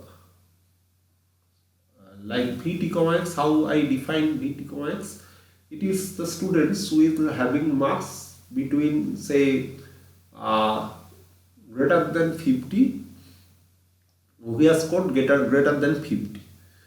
Obviously, those who are belonging from the set 80 to 95 will also be a member of the students who has scored 50 50 plus. So obviously v t comma x, sorry, that omega c that is formed based on the value of v t comma x less than is equal to c is like that omega c that is that contains all the students who have scored something greater than 50. And let me redefine the set wx. Wx is a set where it contains all the students who appeared and who has managed greater than 0, means who have appeared, they belongs to w1. So obviously this is the biggest one, right? And however it being the biggest one, still the maximum one, that maximum mark scored in the set w, means that is the same person who was there in w2, the same person, but number of students in the w1x is the all appeared students, so it is the biggest set. So that is why you will get it like this is the case. And what is BR? You can consider that BR may be the ball that is means anyone who scored between 0 to 100. So obviously all this will fall inside that ball, and then we can have a graphical representation also. Just let me check whether it's recording or not. Otherwise, it is recording. Now we can draw the graphical representation. Let me try to draw it.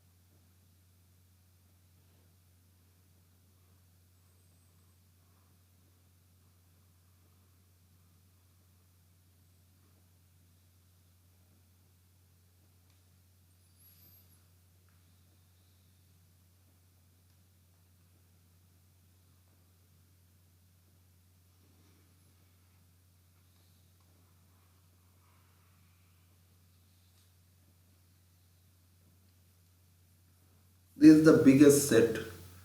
This is D. Let me use a different color.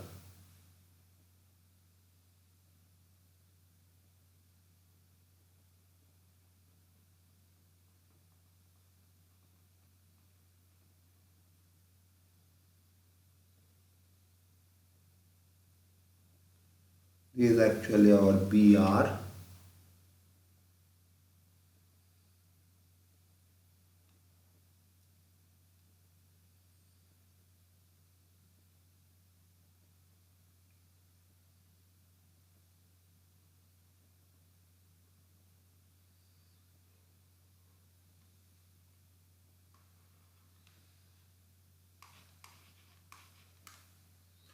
Then we are having W1X.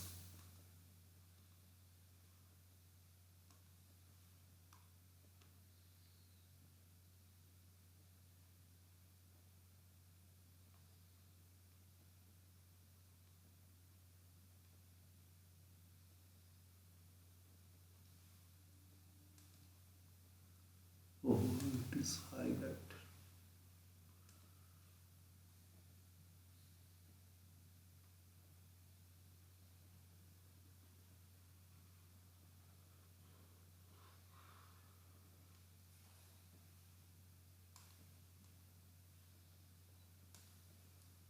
This one is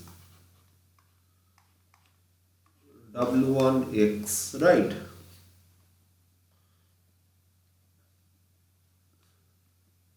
That is less than is equal to C. Then inside that you are having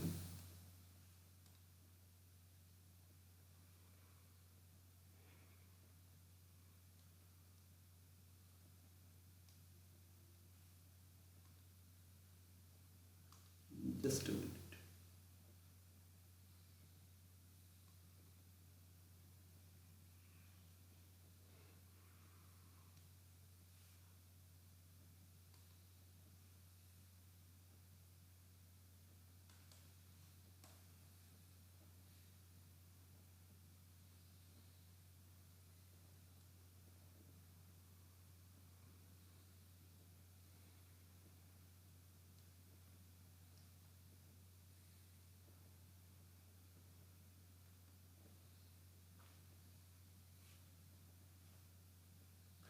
This is our Vt comma x, and then we are having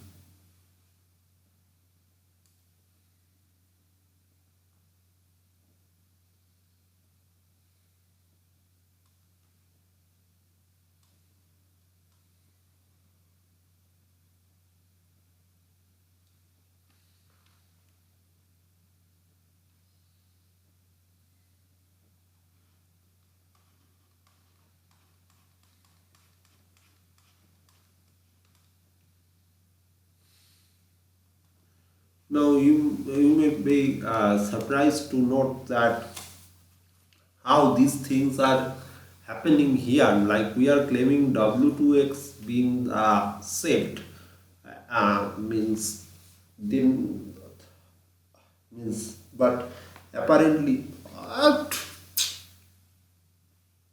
God,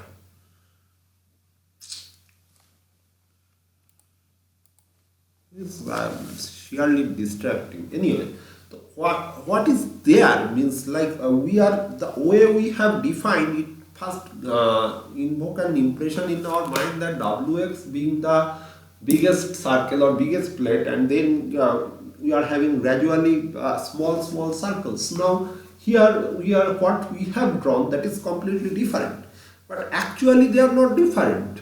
If you could recall, then those are the level surfaces. Actually, this is like if you have a top view, means you are having the topmost view and you are getting this one. But if I ask you, means if you ask me, then if I draw a planar view, like planar view means say this is our surface D, and on D you are having your BR.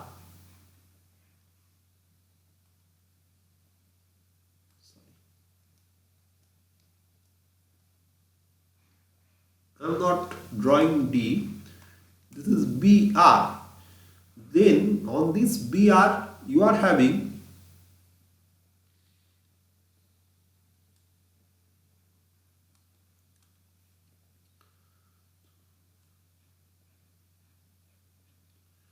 Vt comma x. Then you are having, sorry, this one was W1x less than is equal to C. Then you are having your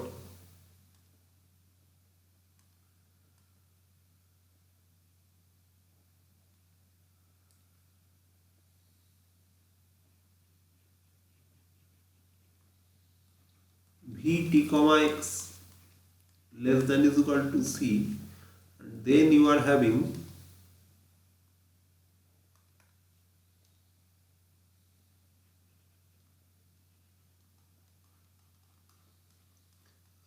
you can consider this C is the vertical height from your means this is our level curve, so this is actually the vertical height. It is not like this, or in other way you can draw it like let me just try to give you the visualization, because until unless you visualize you will not be able to do it properly.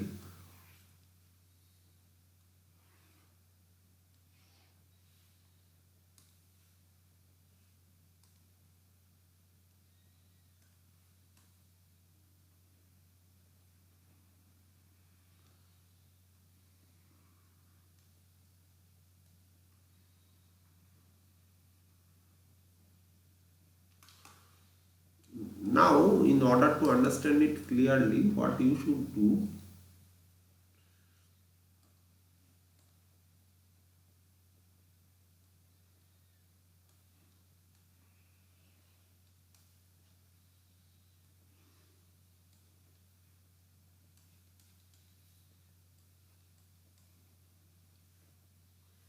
say this is x1, this is x2, and whatever you are having in this direction, this is your energy values. So you are having then your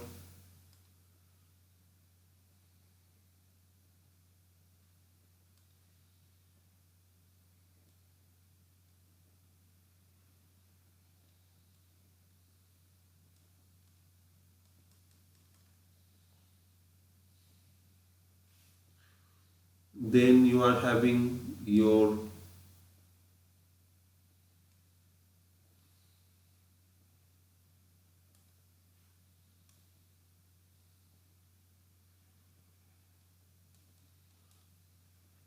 and finally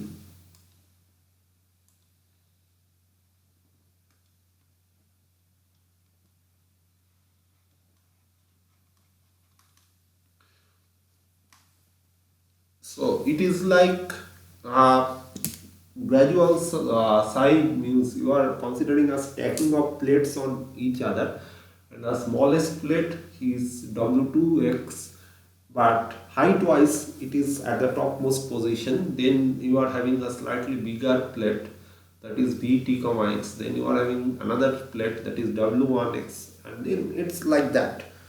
So hopefully you get certain idea that about the means shape and construction. Now see that this setup, whatever we are having or drawing or trying to make you understand.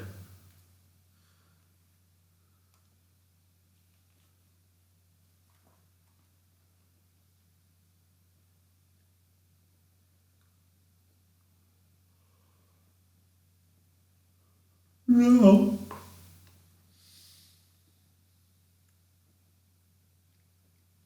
since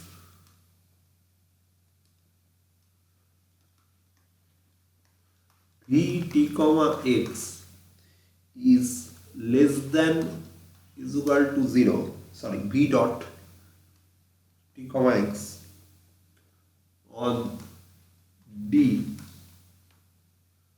for all t0 greater than 0 and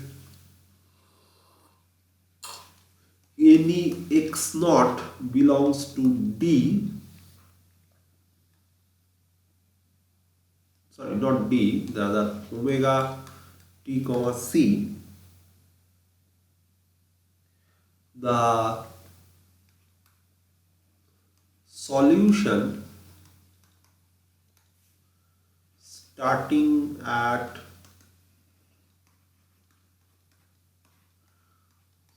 t comma c, t naught comma,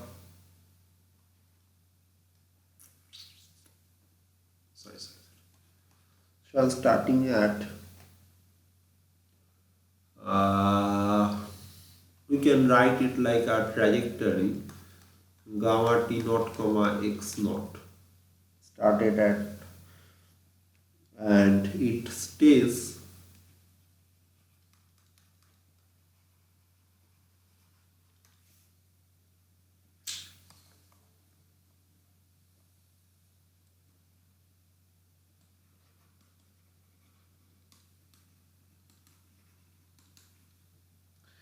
within that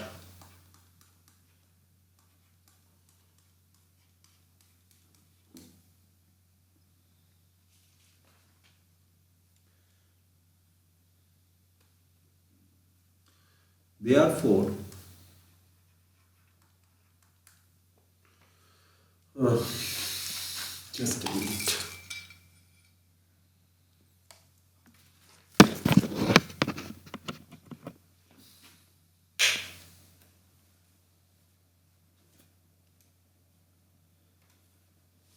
Therefore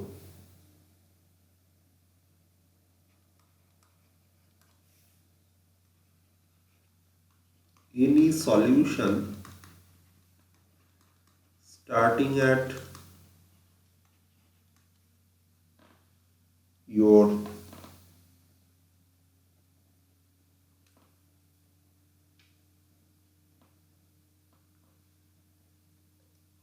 starting in the region x belongs to this BR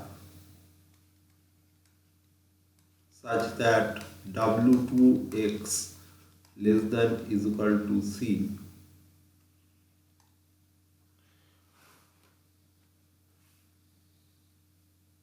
stays in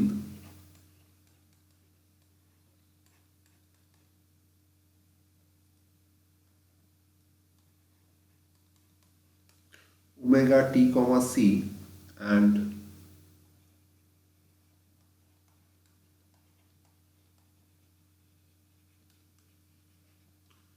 consequently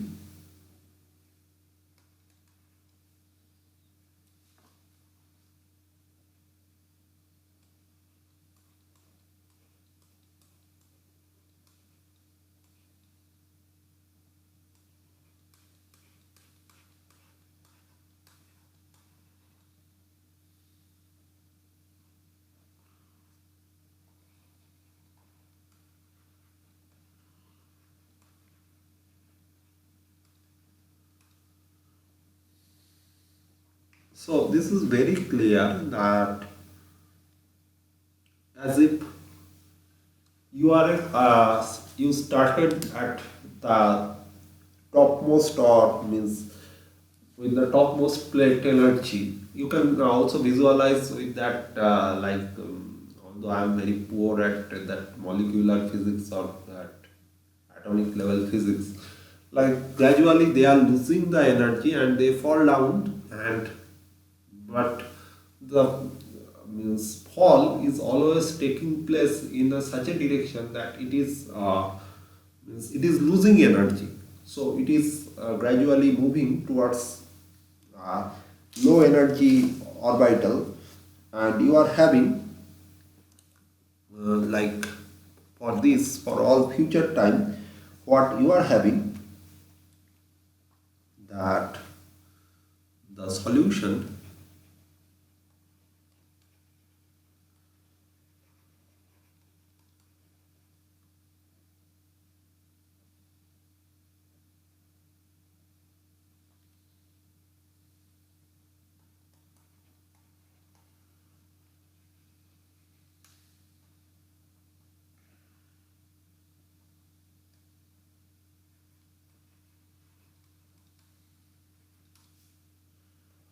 and defined for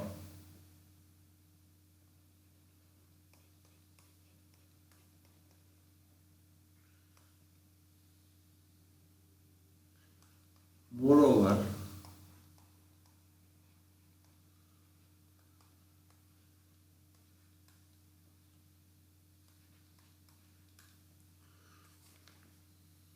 less than is equal to 0, we are having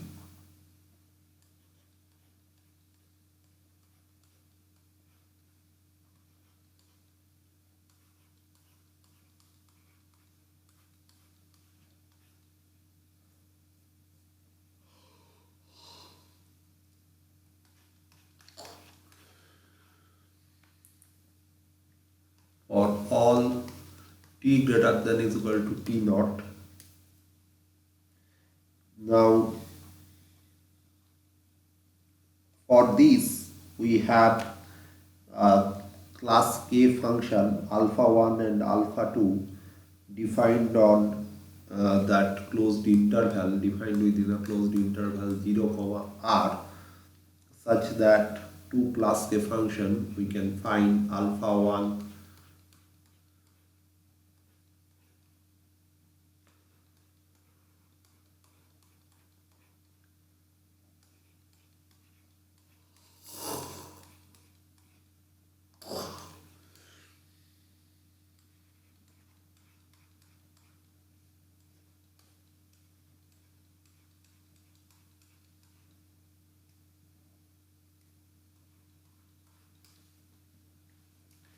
this is the case. Now combining this with the previous inequalities, what we will get? We will get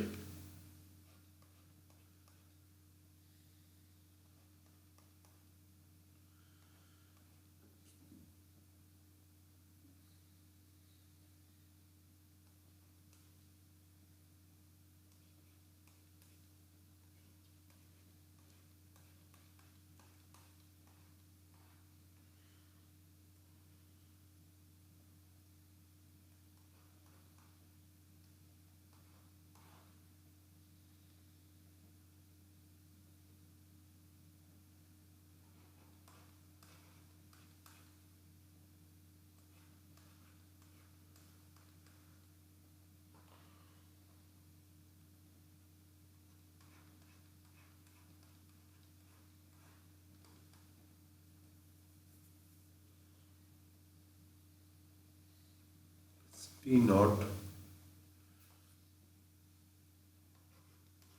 less than is equal to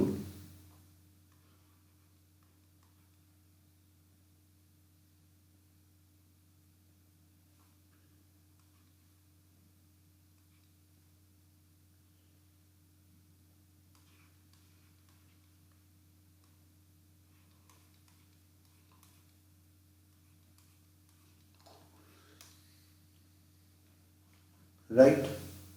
Now this composite function, this alpha 1 inverse alpha 2, will also is a class K function. We can prove it very easily that if two function belongs to class K, then their composition also belongs to class K. So the inequality that mod xt this also hold good. Now you are having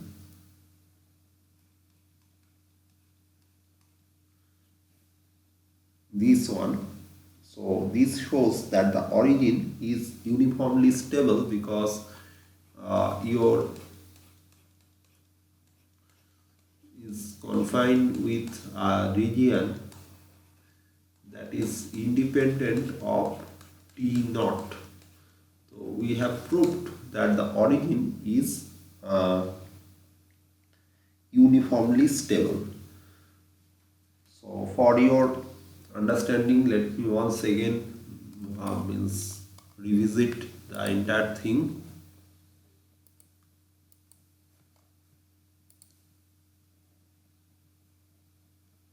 We have r greater than 0, c greater than 0 such that BR belongs to D and C. Exactly similar way we have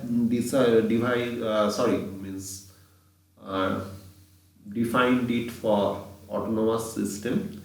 Now C is the minimum of W1x on that radial distance. X is equal to R, like on that periphery of, or means on the outer surface of BR or on the shell of BR, we are evaluating W1x and the minimum value is defined as like C, a constant is defined as the minimum value of such.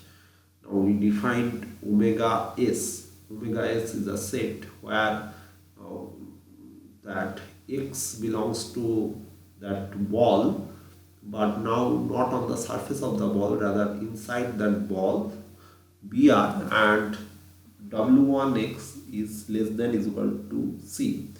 Now see that when we were on the surface of the ball, at that time we have already picked up the minimum energy point, and that point also having energy greater than c.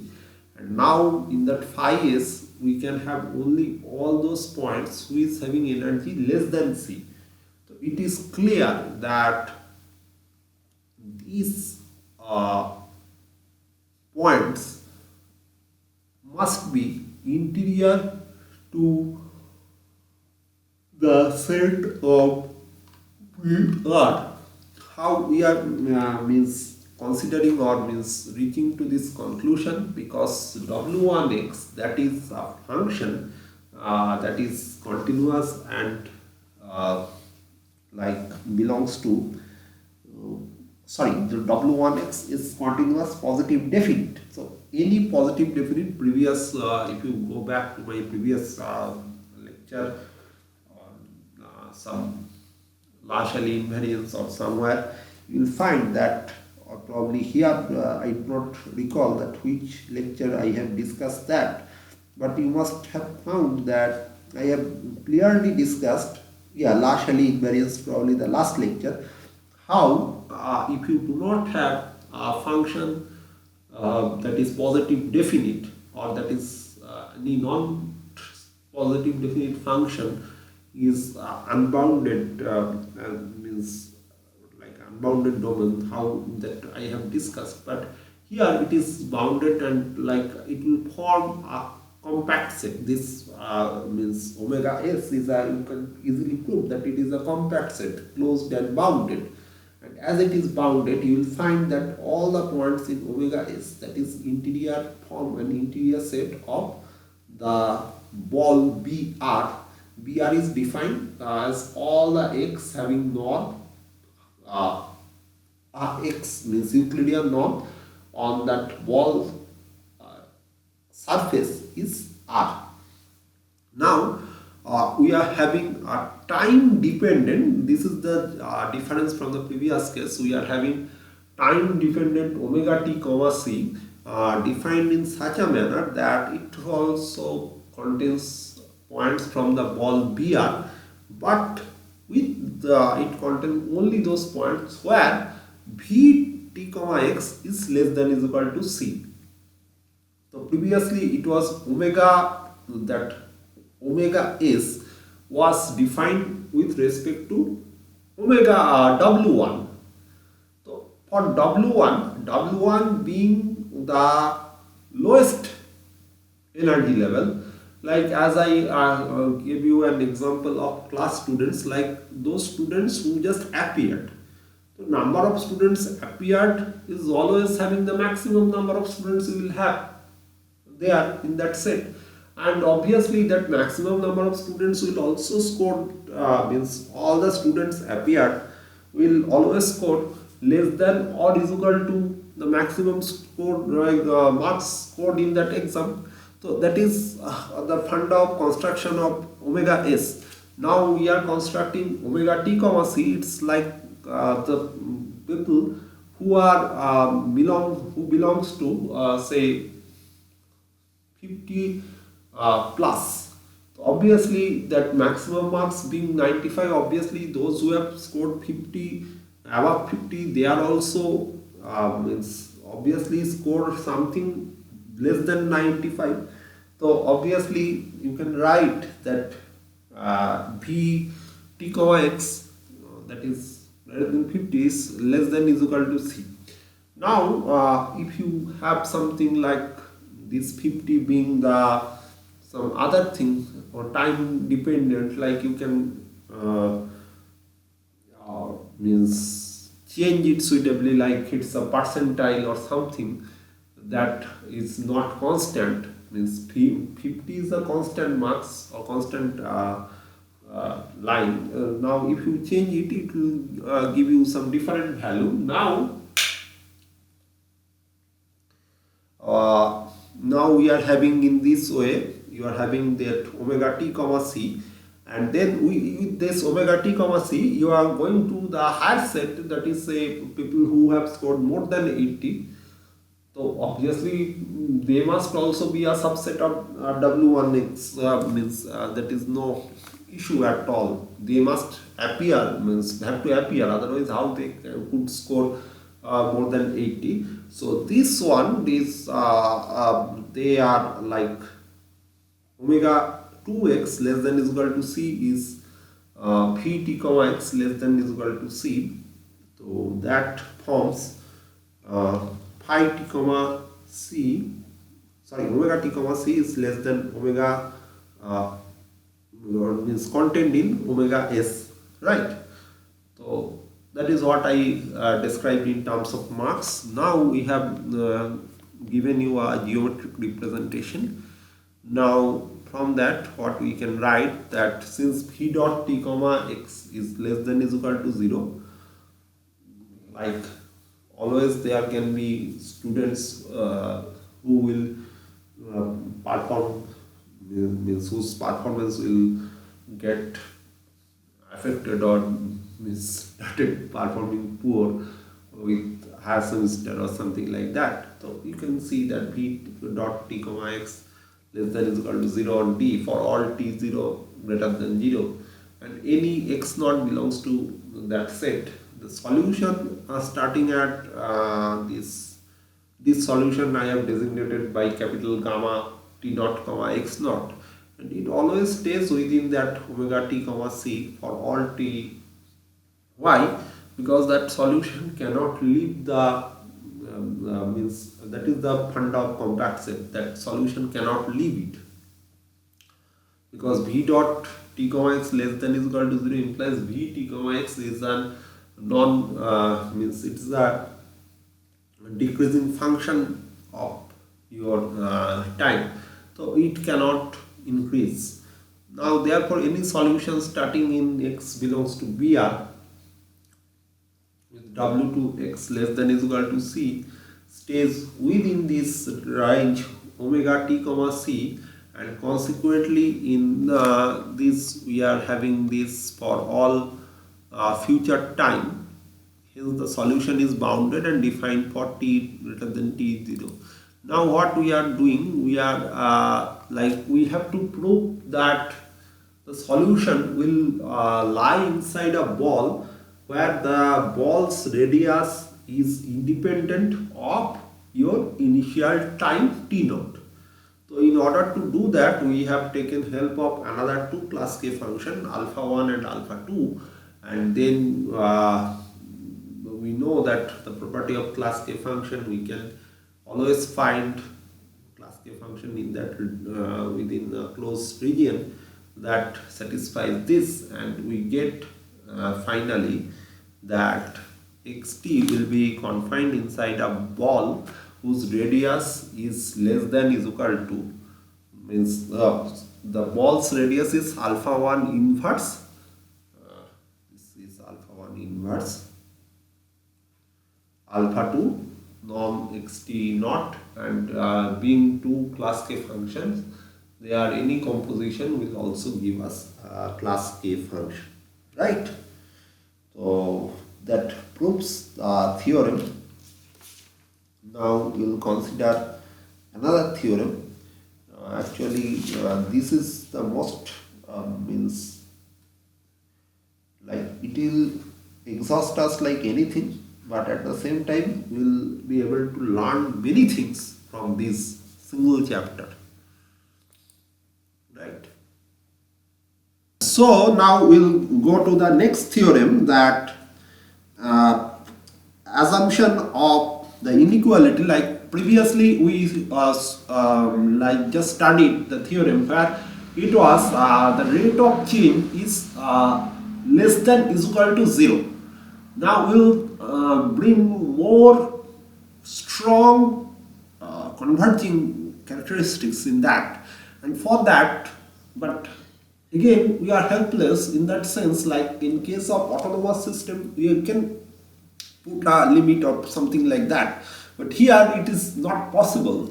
Means we have to again take help of some positive definite function, or better to say negative definite function, like what I can write here, our next theorem, that is going to be very interesting one. Since we have reached the end of the page, let me go to the another page. Like here, that suppose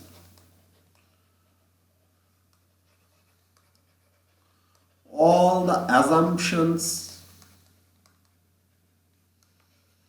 of the previous book, or sorry, previous theorem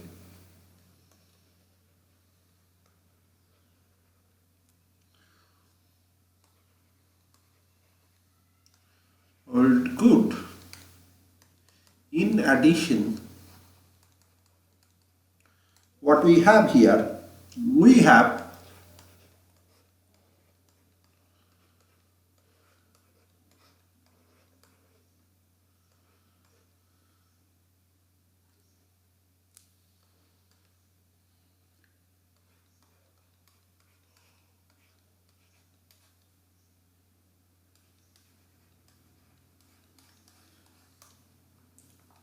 so this is true for all t greater than is equal to 0 and all means x belongs to say D, where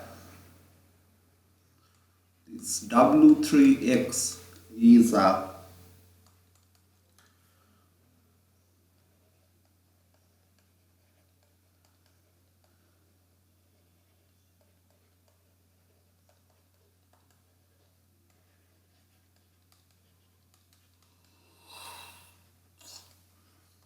continuous positive definite function.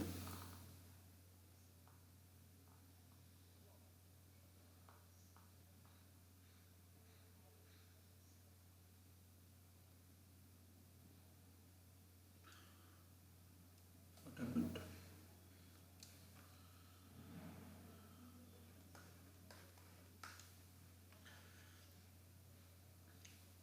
Then we can claim that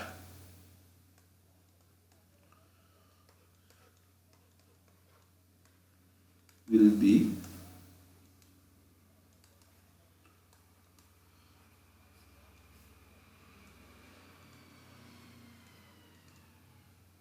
uniformly stable, right? Now if it is uniformly uniformly, in addition it is uniformly asymptotically stable. Moreover, if we get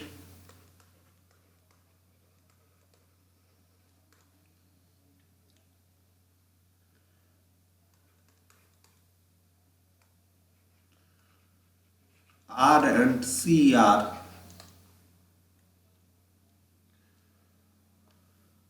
chosen such that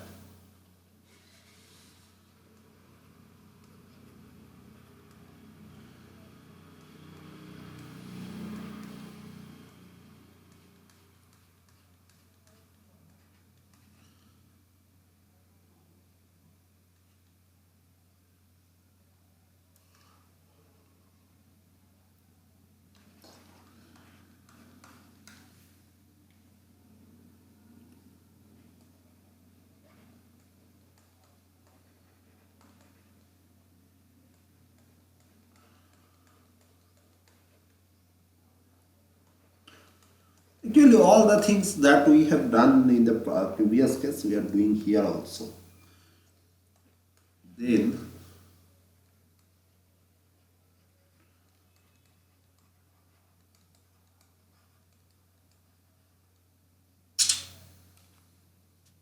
every trajectory uh,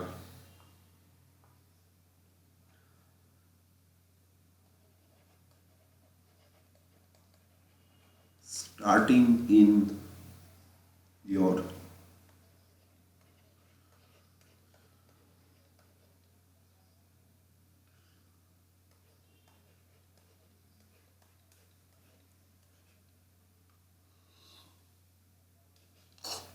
less than C satisfies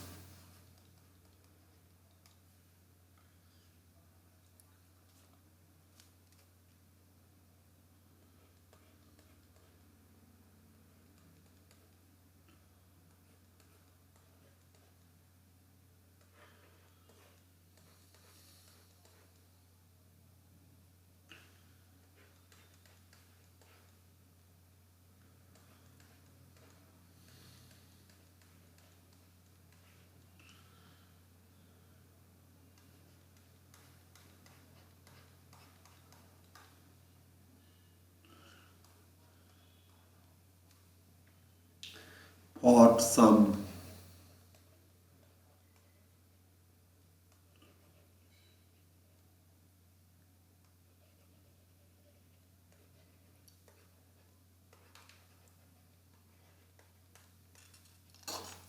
KL function beta. Finally, if D is equal to Rn,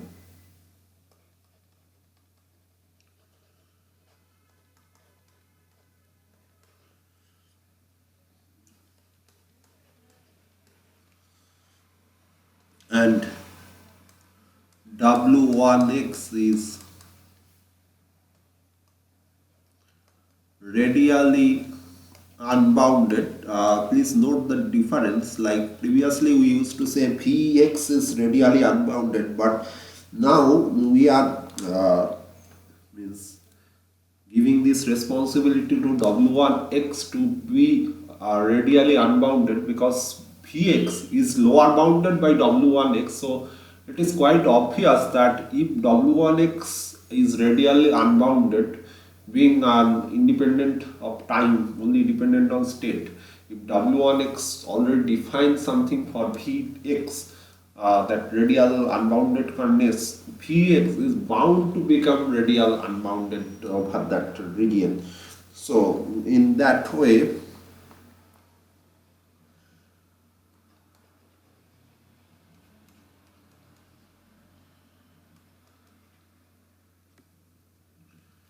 is globally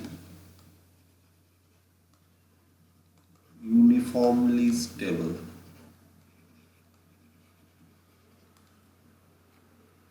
Well, we have to prove this one also, and after that we will consider another theorem for our means exponential stability, and then we will discuss a few very small examples, and then we will go to then this marathon video or chapter, you can say, will become.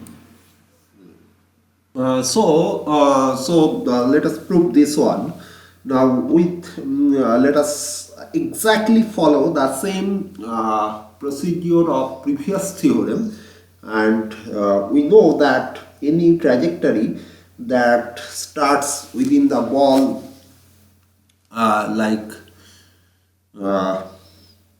where within the ball x belongs to BR, such that W2x is less than is equal to C, was obliged to stay in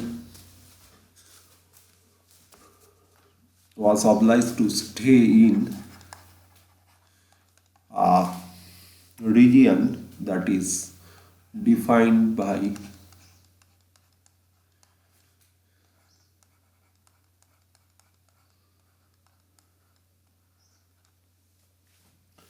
and that is for all t greater than is equal to t naught. This was our previous theorem observation. Again, I have reached end of the page. Nodi. Now, that half-proved lemma, like the before proving that previous theorem, I was discussing that half-proved lemma. However, we have discussed that lemma to a sufficient extent to apply its concept to here. Like from that half-proved lemma, we know that there exists a class K function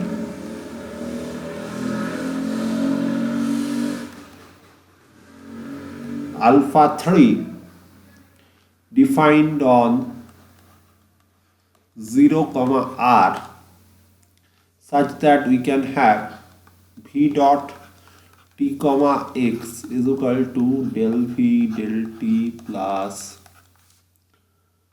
del v del x f of t comma x less than is equal to minus w3x, that is further less than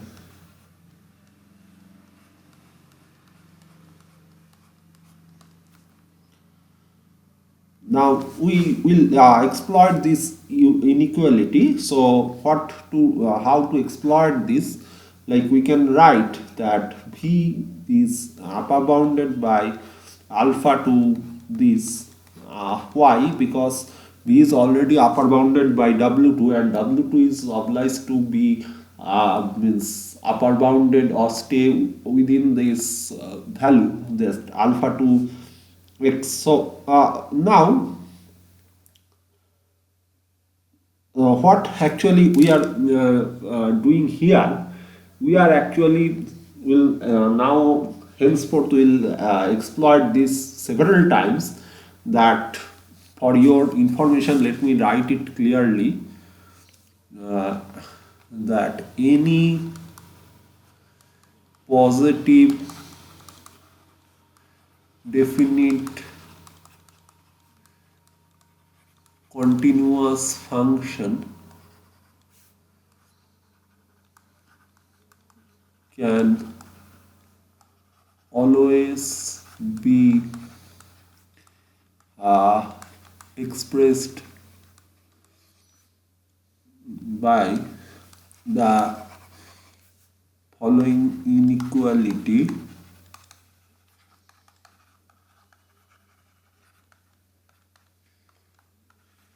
What is that inequality? That inequality is like if your positive definite function is vx or gt comma x, whatever be the case. Don't get confused with the presence of t here, because even if t is present, it indicates dependence of v on t. But dependence of v on t doesn't mean that it will make this whole thing it will snatch the property of positive definiteness with respect to x. So this could always be represented by two in between two class k function.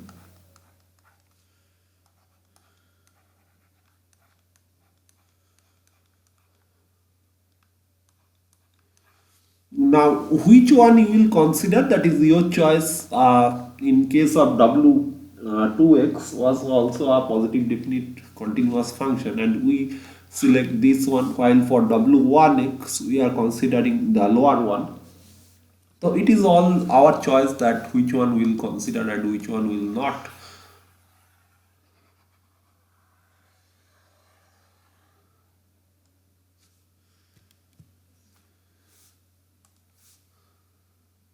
So what you will have here, like v less than is equal to alpha to x, we'll exploit this and we'll get alpha to inverse.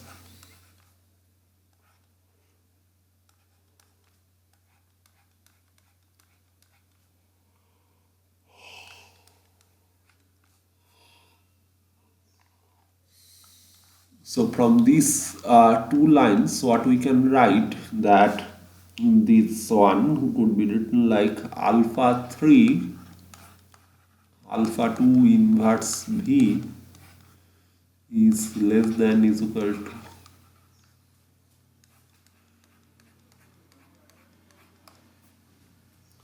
well, so we see that v satisfies the differential inequality.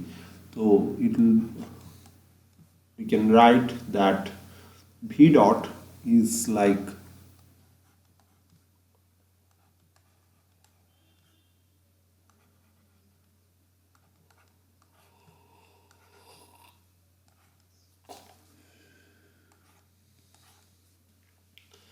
however this is we can define it like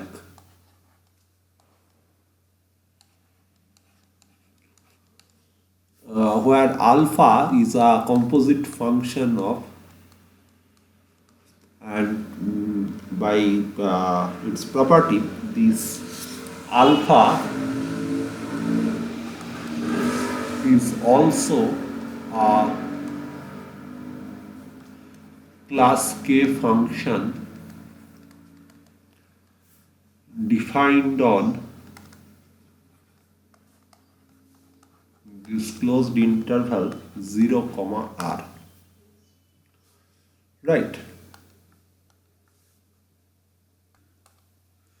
On this 0 comma r, so what we'll get here, that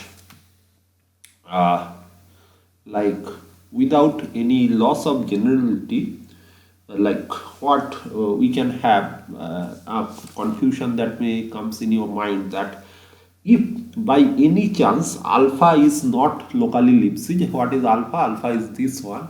If alpha is not locally Lipschitz, then how to handle it?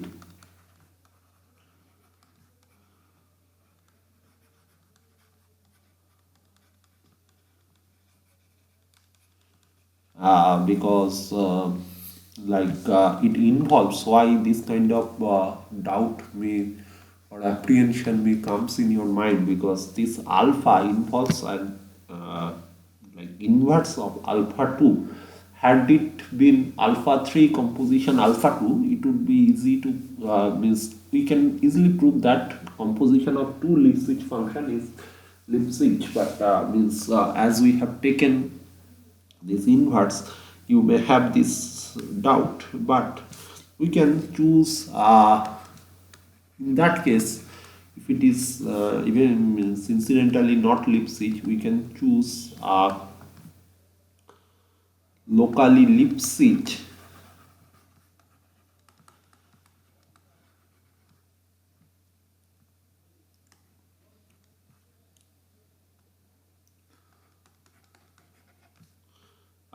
Lipschitz class K function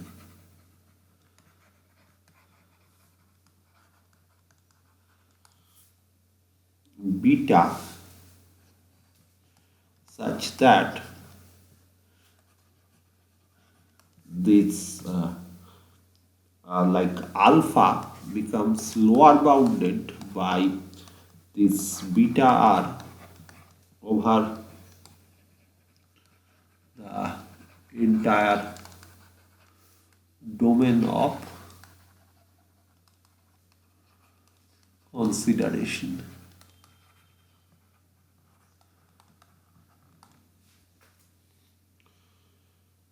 Now then what you will have in that case, then v dot should be selected like less than minus beta v, and we can continue the proof with beta instead of alpha. Like for one example, if you get somewhere alpha r is equal to root r, we have already discussed that the square root is not Lipschitz in that 0 1 region. However, the function is this root r is class K function.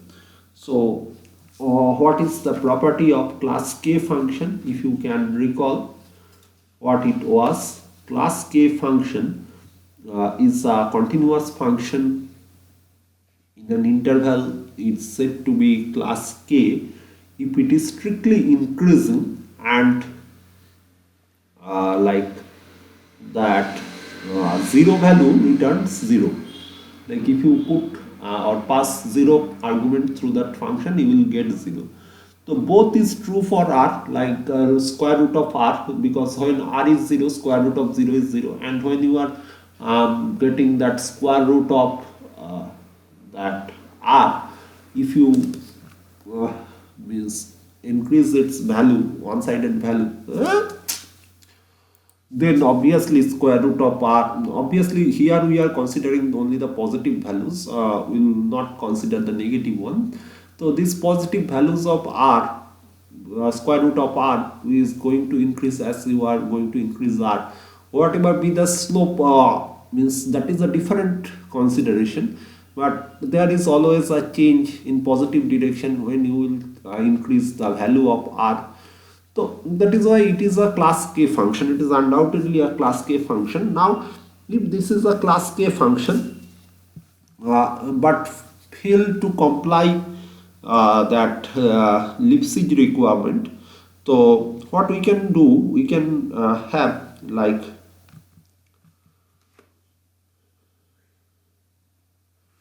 this function is not locally Lipschitz at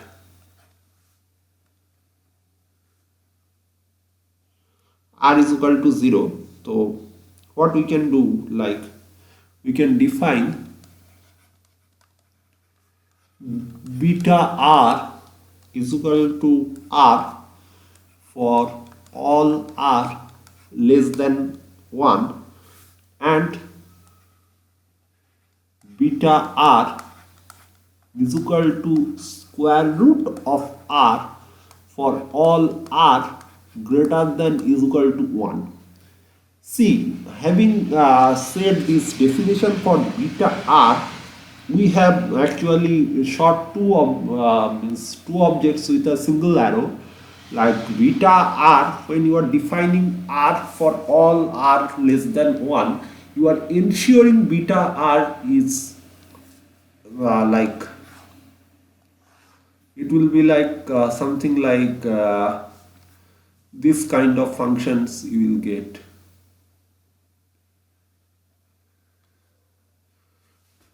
But interestingly, this function, slightly more slope you will have. Interestingly, there is no such kind of discontinuity things you will be able to observe. A part of parabolic curve is getting joined with a straight line, but at that point where we have joined, they are both of those curves are having single value. So that is how we can satisfy with the Lipschitz as well as with our like what we are looking for. And also you can see that in all the cases like alpha r, if you take this is r is equal to 1, then if you take the value of square root of alpha r, then for r is equal to 1, it's very, you will find its value is very high, like it will be having slope like this, and then means obviously it will become from 1, it will become like, sorry, it's not the case, how to show you, like actually it will start in a very weird way. Why weird? Because in this region, if you take the square root r, it is for small values you will see a very high value will be it will return a very high value. If you are not able to means fill it, let me give you one example. Like if you take square root of 0.25, you will get 0.5, and if you take square root of 0.09, it will return you 0.3. So try to understand that when you are here, you are getting such a big value, like 0.09 is very close somewhere here, but you are getting what? You are getting 0.3 for that, and then after traveling for a considerable section somewhere here, you are getting 0.5. So this all makes it a bit difficult for us to draw the curve, like it will be gradually this. So this makes here the definition it's not Lipschitz at 0, right? But nevertheless, it satisfies alpha r is always greater than, here alpha r is equal to beta r, so it is always greater than or equal to beta r. Anyway, back to business, but again we have reached the end of the page. So we have seen how to tackle with that kind of situation where this alpha may be what to say, it's not Lipschitz. Now let us consider a simple first order autonomous differential equation that we can have here, like let our yt is something that satisfies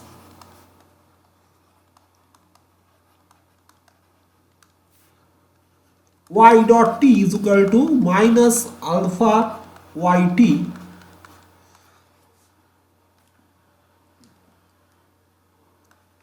for y t naught is equal to our v of t naught comma x t naught. Well, that is obviously greater than is equal to 0. So as it is greater than is equal to 0, so no question of means. Now, now you will see the impact of that comparison lemma, which we which I discussed, and I asked you that please keep it in your mind that this comparison lemma is so powerful that it is going to help you. So what comparison lemma states that in case if you have something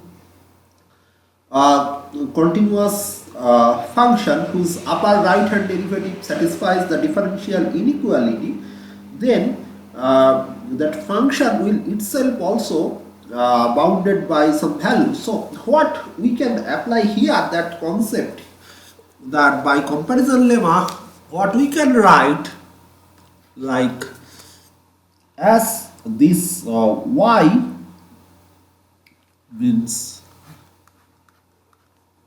you can write it like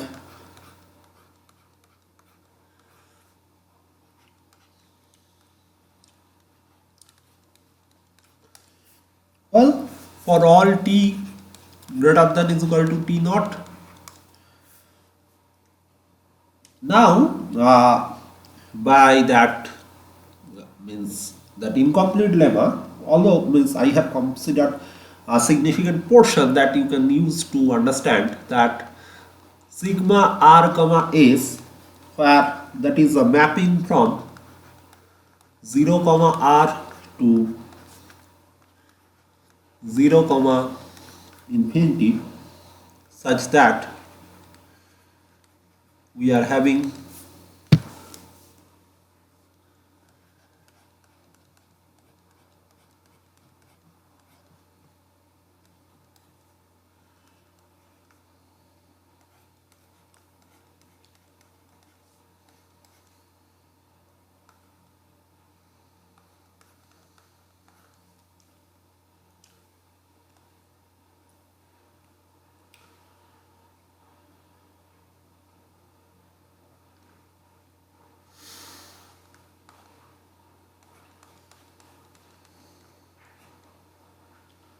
well, that is also good enough, like we can have this much, and then for this is true for all v t comma your sorry t naught comma x t 0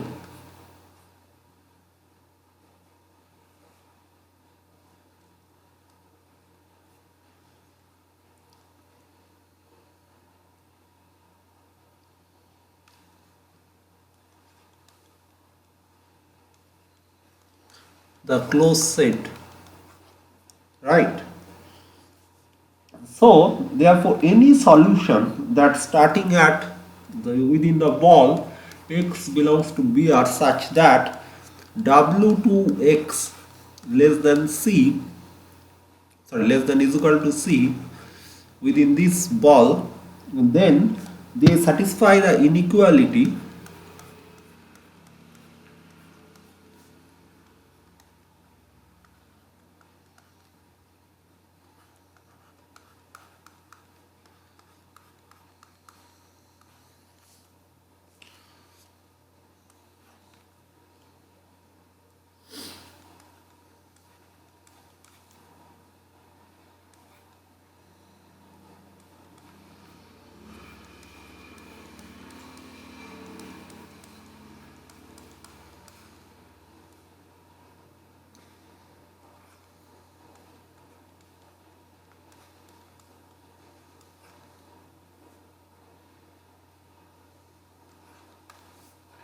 well.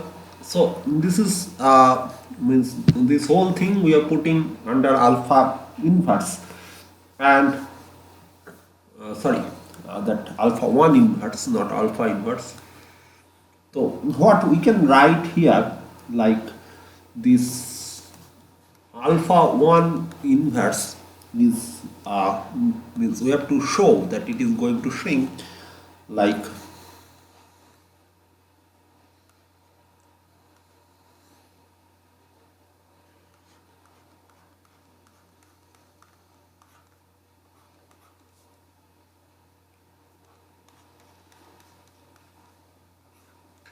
however, if we apply a slightly test of our common sense, we'll be uh, able to means understand that this one is actually what?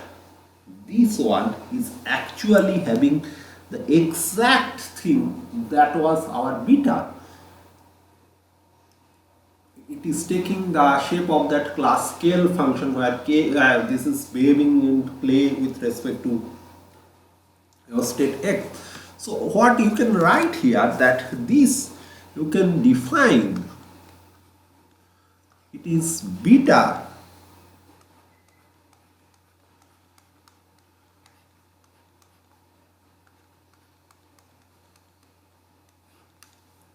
right.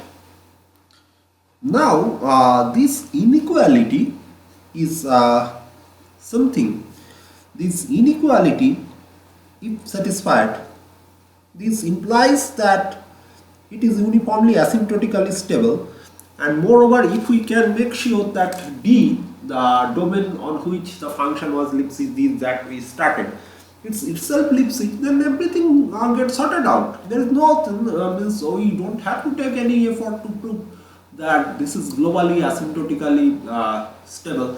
Still, I am looking for the answer that whether it is global means how much it would be correct to say globally asymptotically uniform, global uniform asymptotic stability and global asymptotic stability. I would like to hear from you that part.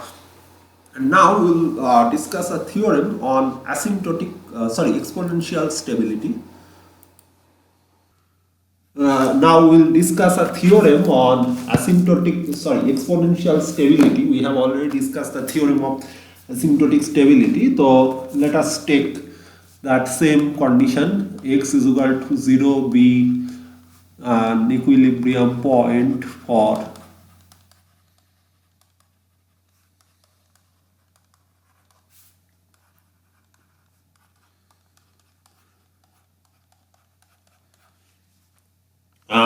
and also we have that same setup of D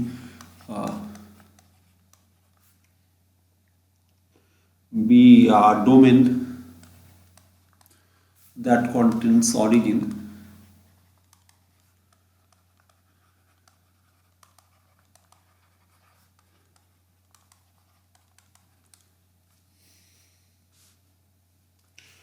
uh, and let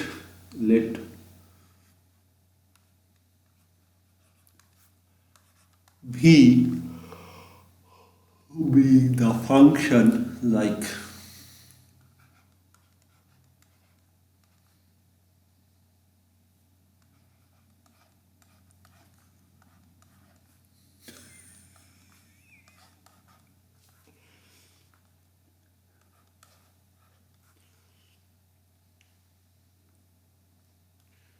be a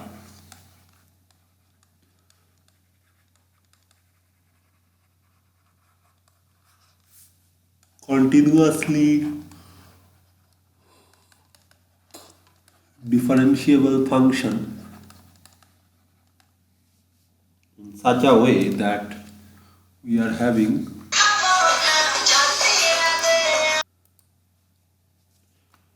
such that we are having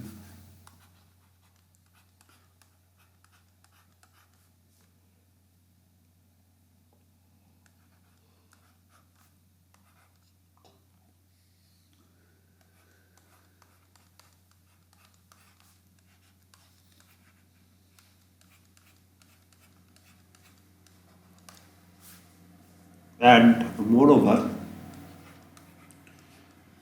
like only change with that condition of asymptotic stability here we are replacing all of them by some kind of exponential or means power function like norm of x to the power a. This kind of things we are using here, and similarly this should also be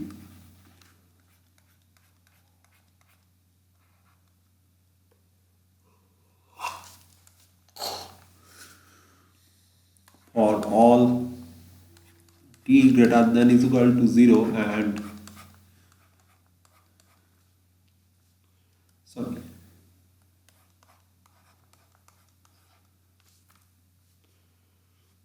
where these 2 k3 all are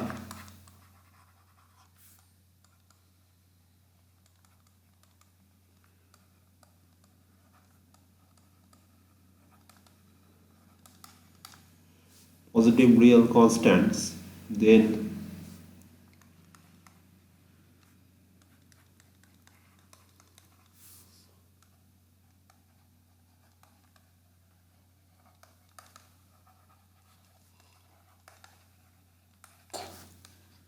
stable equilibrium point.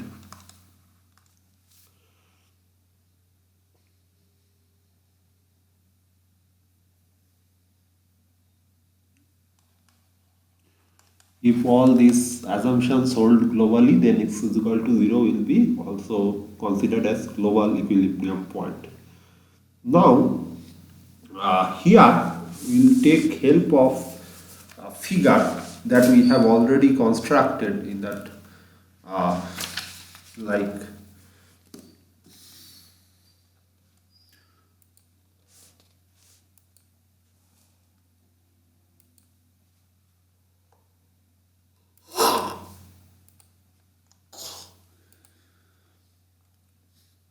so here we can see that any trajectories starting in k2x like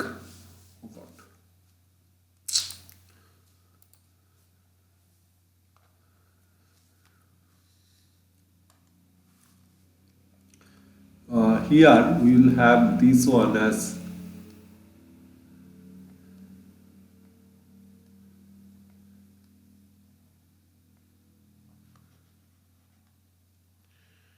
k2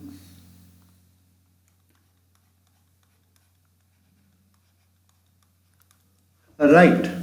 Then what we can see that for sufficiently small c, this trajectory means any trajectory that will start here will remain bounded for all t greater than t0, and the inequality that we have already discussed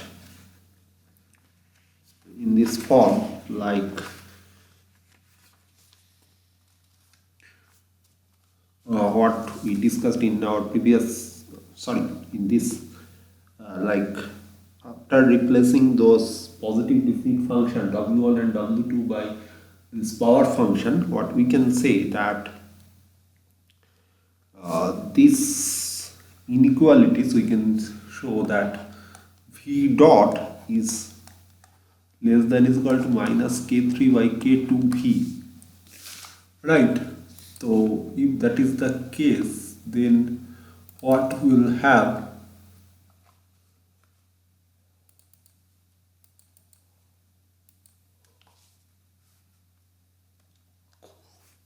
we will have by comparison lemma that v of t comma xt is less than is equal to v of t naught comma xt naught that is upper bounded by or sorry that is maintaining a constant convergence rate.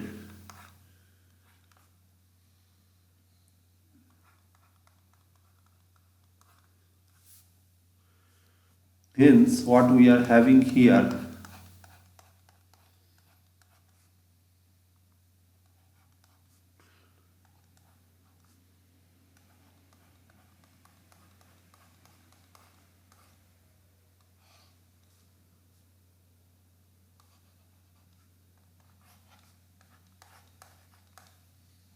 and eventually if you simplify this you will get something like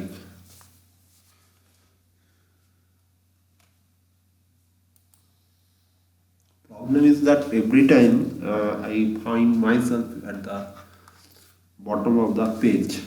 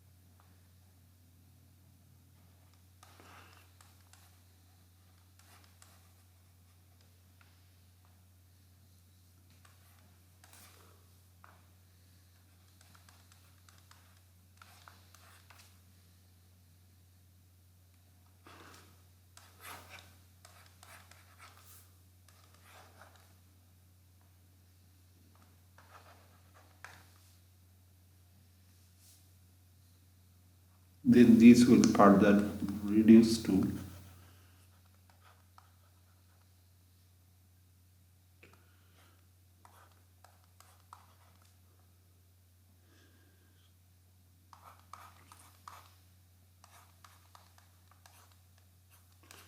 this a and 1 by a will cancel out.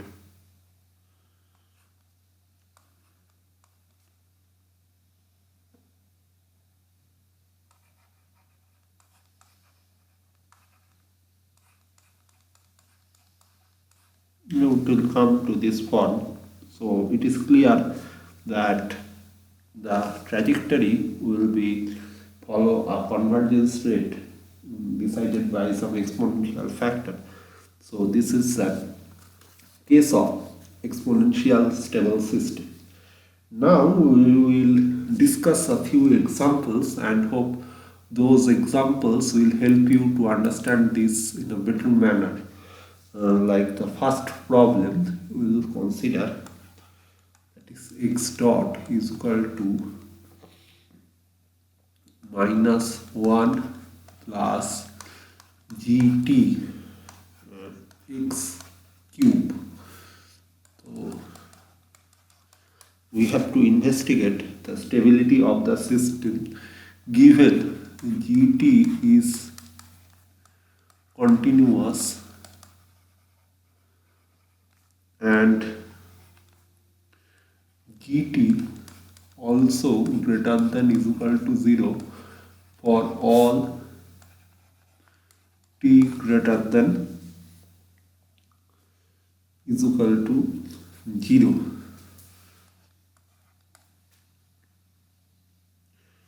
Now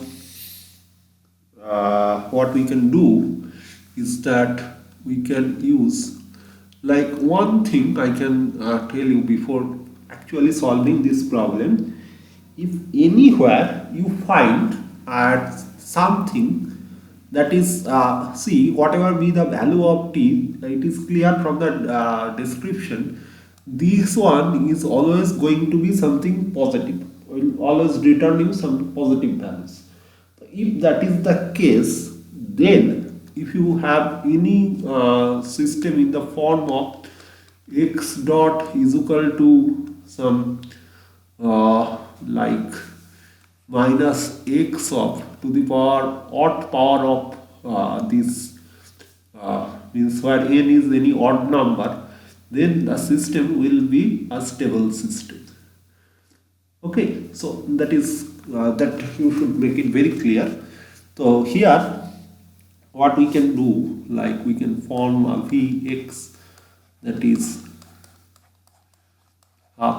x square. Now if you find out v dot t comma x, then you will have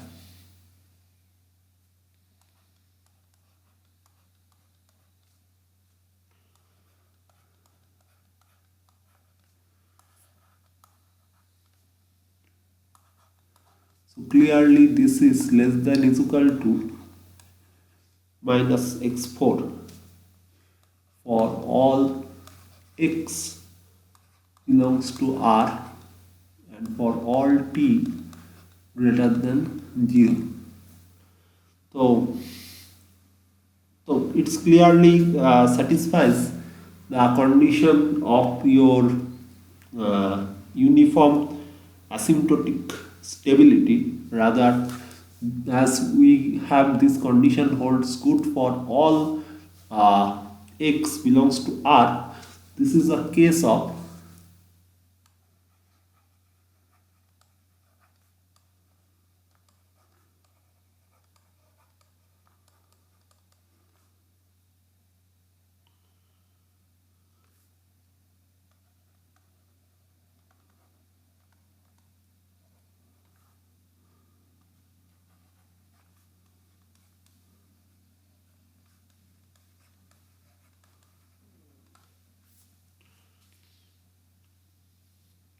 now. Let us consider another example where x1 dot just a minute. Now let me share the means another very good problem where you will understand that all the time it is not globally uniformly means it is not asymptotically stable.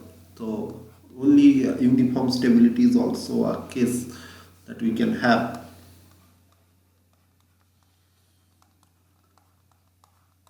This is an example of nonlinear system.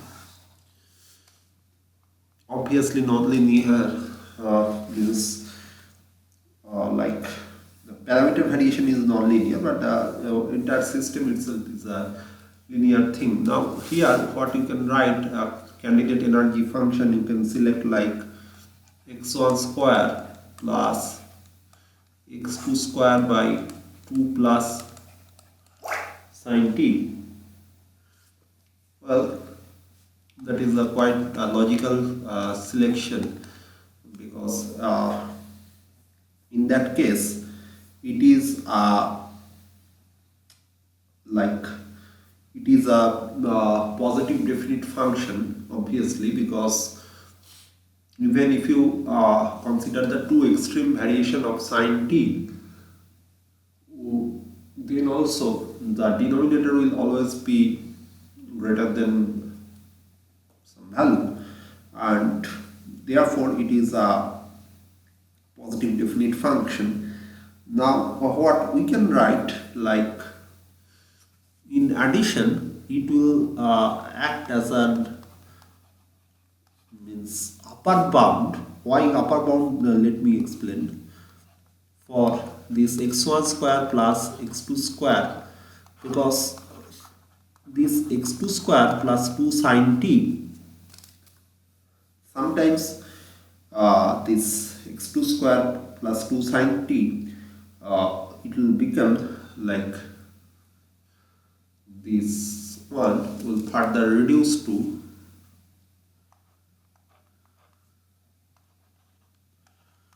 the extreme case will be when your sin t will give 1. So this is the case. Now if you further obtain that v dot x comma t, so what your v dot x comma t will result, oh god, we again reach the end of the page, just a minute.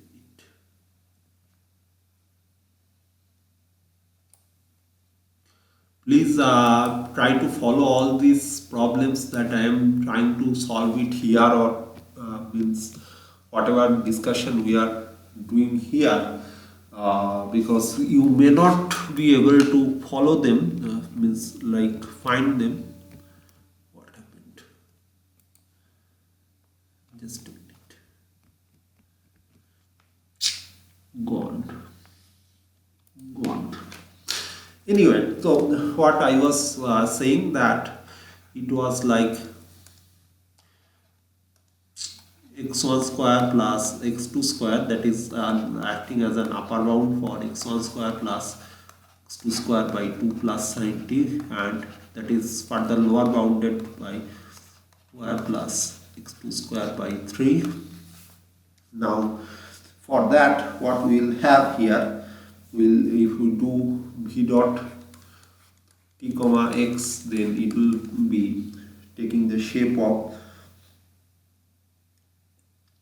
x1 x2 plus x2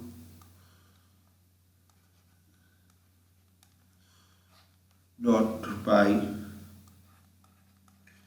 2 plus sin t. In addition, that will have another component like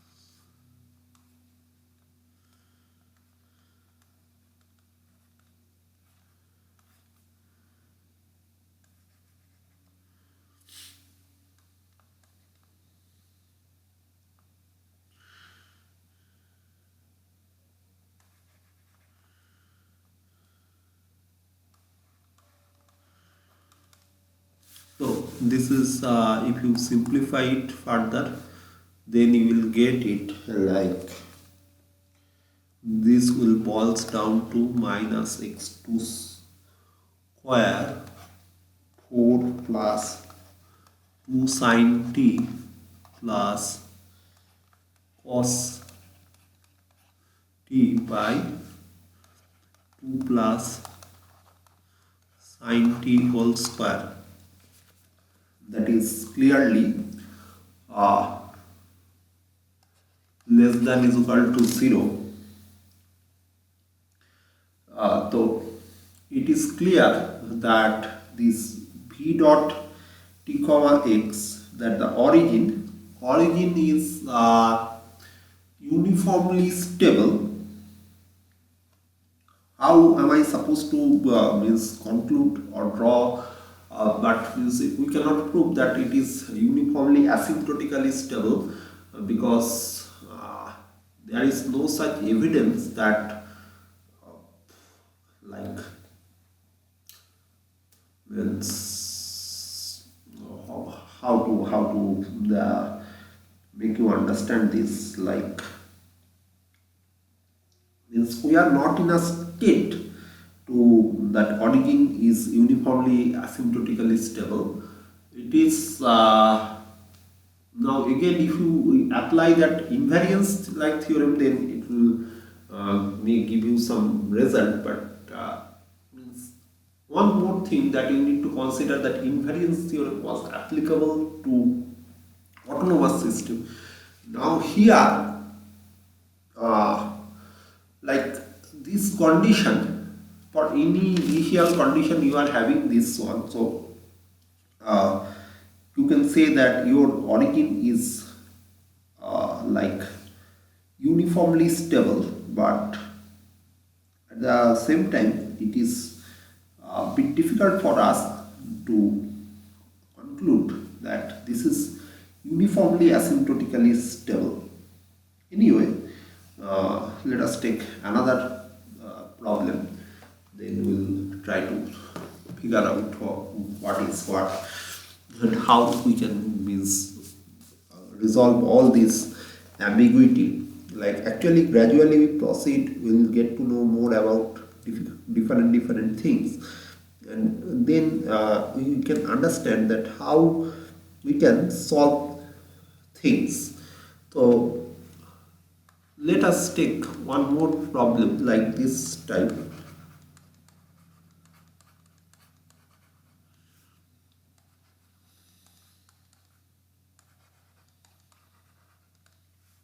So what you will have here, you will have this gt is continuously differentiable while satisfying.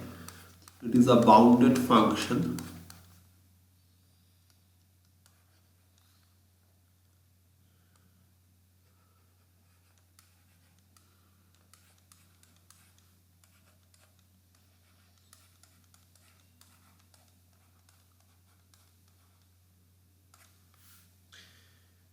So what we do, we take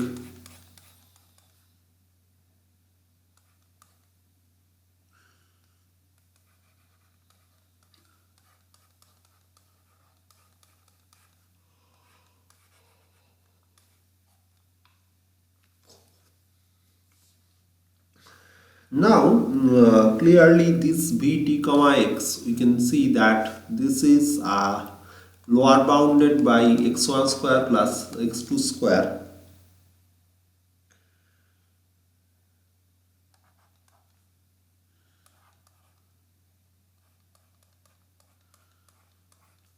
and upper bounded by another function.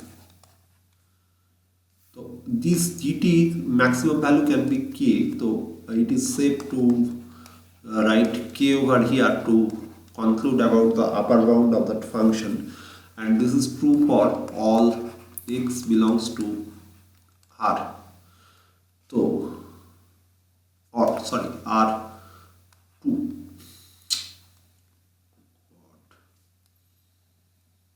for all x belongs to R2, right?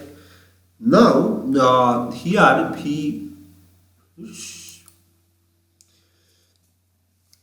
one thing is quite understandable, that vt comma x is positive definite decrescent and radially unbounded function. Why radially unbounded? How to reach that conclusion? It's very important, because you see that vt comma x is lower bounded by a radially unbounded function. So it is always the case, if you your vt comma x, you cannot have a direct conclusion you can draw on vt comma x, but if you can ensure that it is lower bounded by a function, that the lower bound itself is a direct means 1, then you can also have that, like we can have this condition that it is safe to state that vt comma x is also radially unbounded. Like if the lower bound itself is radially unbounded, vt comma x is by default radially unbounded, because vt comma x is always greater than or is equal to that lower bound function. Now the vt dot t comma x, if you calculate, you will get, it is like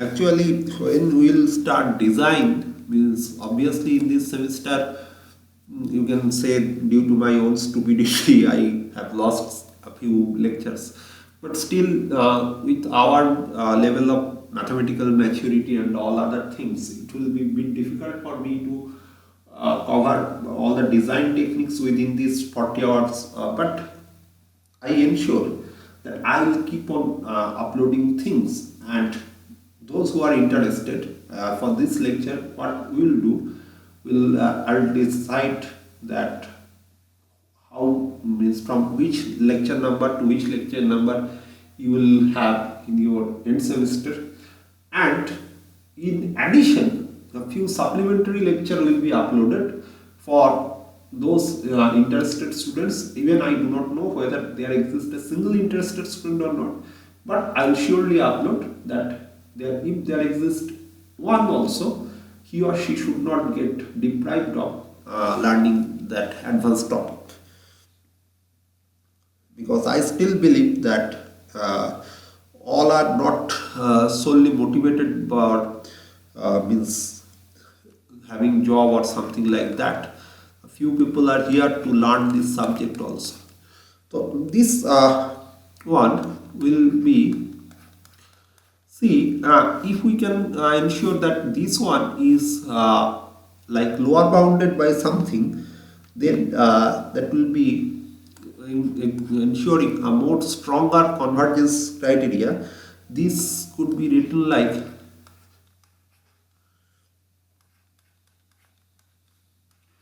who gives us permission of replacing g dot t by gt, because we know that gt is less than, sorry, g dot t is less than is equal to gt.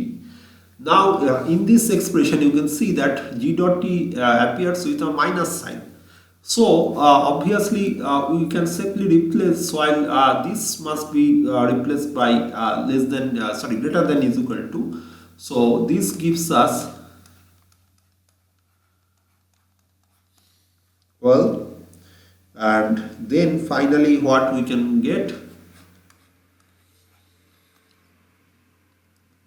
uh, how to means come to such conclusion, because gt value, minimum value of gt is 0. So obviously and gt appears with a positive sign, means gt is preceded by a positive sign 2 plus gt. So even if we are having minimum contribution, then also it is that 2 must be there. So then what we will have, see the interesting things, like we will have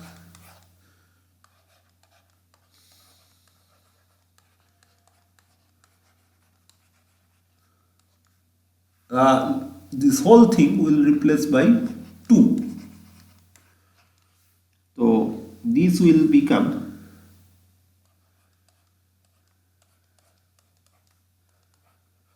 where x0, x1, x2,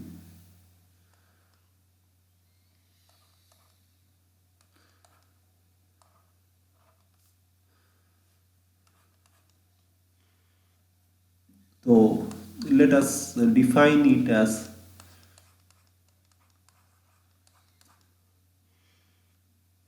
now clearly this one is a positive definite matrix, and therefore v dot t comma x is negative definite. Like how to conclude that this is negative definite? Because v dot t comma x is upper bounded by negative definite function, that is minus x transpose qx. So obviously v dot tx is negative definite, and then that we can see that this one is like this. This can further be written like a positive definite quadratic function. We can write it like lambda mean p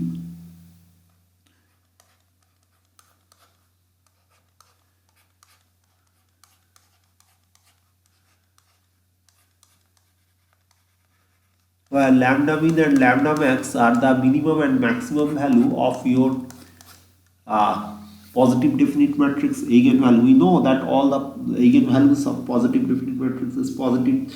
So they are, if that is the case, then it is satisfying the condition of exponential stability. So if exponential stability condition is getting satisfied, then we can conclude that the system is globally exponentially stable.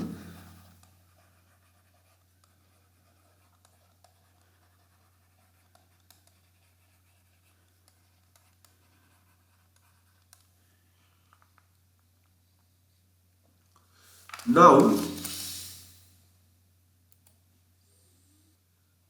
so let us consider the last problem of this video, that is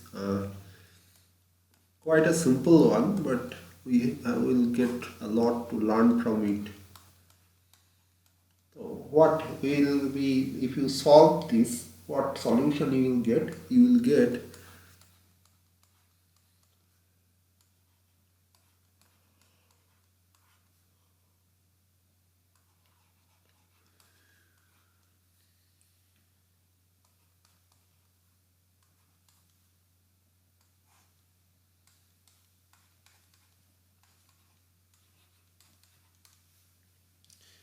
and eventually that will result you to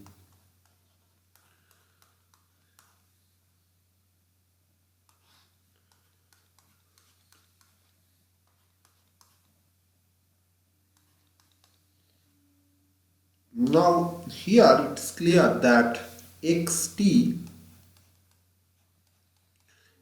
is always less than xt naught for all t greater than is equal to t0, right?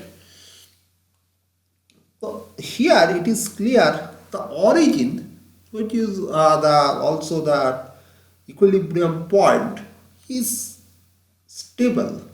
Origin is stable. In addition, you can see that if you make t tends to infinity, obviously this xt will converge to the origin. But try to notice here that in addition, it is true for any arbitrary value of xt naught. If you means make your time t tends to infinity, t gradually tends to infinity, it will converge to 0. Like for all x belongs to Rn, this holds good. So that this clearly indicate that it is like you are having, what to say, that for the entire means x value, your t whatever you are having, that is means independent of means any where you can select x initial condition. So that gives a sense of global asymptotic stability. Why asymptotic? Because with increasing time it is going to converge to origin. But what do you think? Do you think this rate of convergence or the way it is going to converge is independent of T naught? If it is independent of T naught, then obviously we can say that it is uniform asymptotic, global uniform asymptotic stable. But however, here you can clearly see very clearly that it is something like your T naught.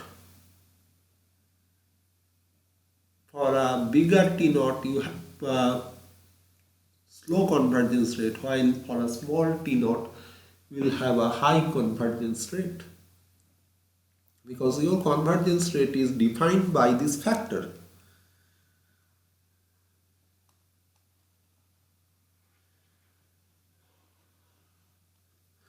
So clearly this system is not globe having your that property which is known as global uniform asymptotic stability.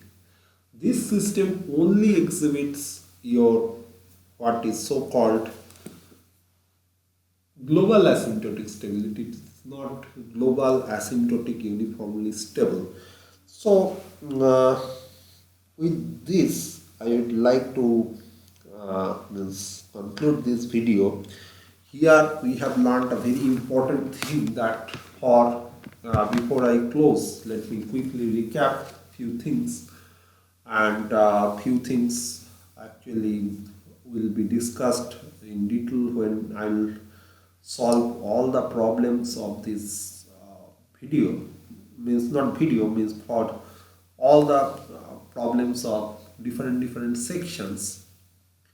Like one theorem, like last part of a lemma is remain unsolved, although it will not means cause a skyfall or something. It is just a very, from your engineering viewpoint, it is not that important for us to understand that.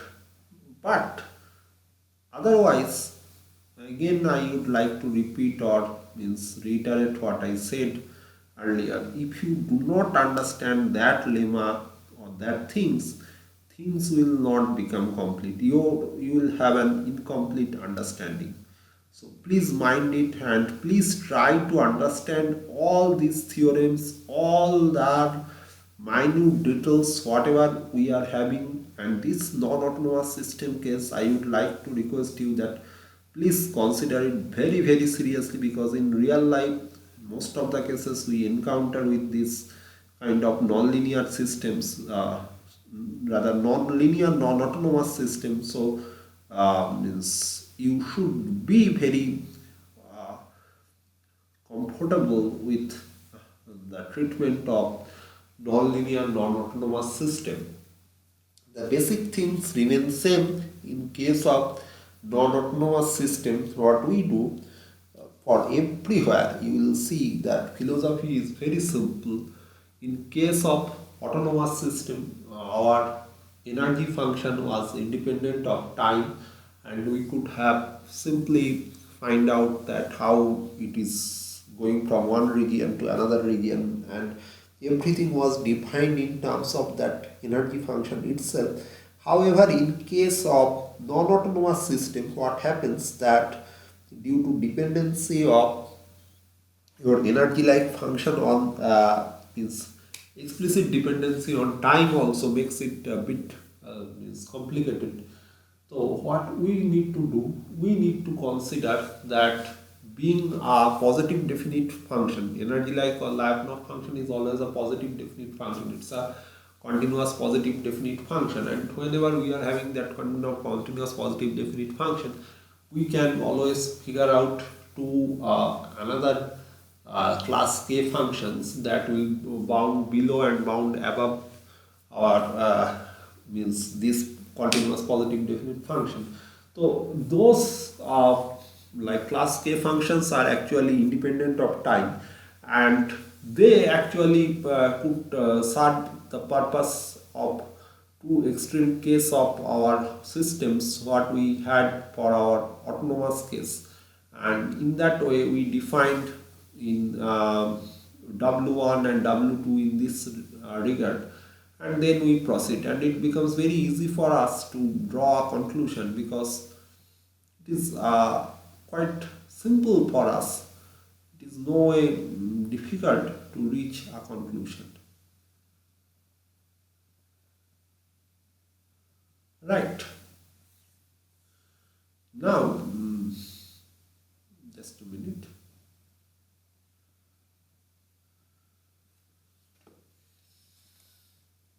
Another thing, just let me check. So, in addition, we have learned the notion of uniform stability that is particularly meaningful for a non-autonomous system. In case of autonomous system, it is meaningless to mention everything is uniform, but in case of non-autonomous system, uniform asymptotic stability is very important. If we see that initial time, again do not get confused that initial due to appearance of initial time in your initial state value, it is not about that. It is about whether your initial time explicitly appears in your solution or not. If your solution is not invariant with respect to initial time, then you cannot have uniform stability. But if your solution is invariant of T naught, then you will have uniform stability. And in addition, if you your that stability is independent, this solution exhibits an asymptotic converging characteristics towards your equilibrium point, then it will become uniformly asymptotically stable. And in case of global uniform asymptotic stability and global asymptotic stability, I asked you the question, and I hope by this time you must also have reached that answer. That apparently it makes no sense, like it gives us an like in case of uniform asymptotic stability and normal asymptotic stability, what you can say, it's very easy to differentiate these two. Like for uniform asymptotic stability, the region or the size of the ball is independent of your initial time, and for normal asymptotic stability for non-autonomous case, the size of the ball within which the system exhibits that uh, asymptotic stability property is dependent on your initial time. However, in case of global, this ball is your entire Rn. So it becomes a bit confusing for us, because if it is the total Rn, then how to make, means like previous case when we are dealing with asymptotic case, then the radius of the ball was dependent on your initial time. But now like how to define or means demarcate one infinity from another infinity, it's not possible. What we need to understand that for global uniform asymptotic stability, the rate of convergence at which this asymptotic convergence takes place is independent of your T naught. However, in case of a system where it is not globally uniformly asymptotically stable, only global asymptotic stable, like this case, here you will see that this convergence rate depends on T naught. And how it will become exponentially asymptotically stable, like exponential stability is a more stronger convergence criteria than that of only normal asymptotic stability. Exponential stability is governed by a certain exponential rate of convergence, that is the strongest and kind of, you can say, best among all these. So means when you will try to design, it will be our objective that if possible we will try to ensure means exponential characteristics. And another means good things about exponential characteristics is that quite often you can make it like exponential characteristics independent of your like means independent of your T naught. So this exponential characteristics is truly, you can say, it's independent of your initial time. So this is the best kind of things. And because why this is this uniform, we are so interested in uniformness, because different if your solution converges at a different rate, then actually its solution, try to understand this solution is directly related to your response time of the system. Whatever you are studying here for Postgre system or somewhat, when you will deal with system normal performance, that will also take this much of time. Or if convergence rates started varying for different initial time, then obviously you can understand that how the system will respond. That response pattern will also vary for different initial time. So that is why this uniformness is very important for non-autonomous system. Anyway, when you start design, you will get to know more about this.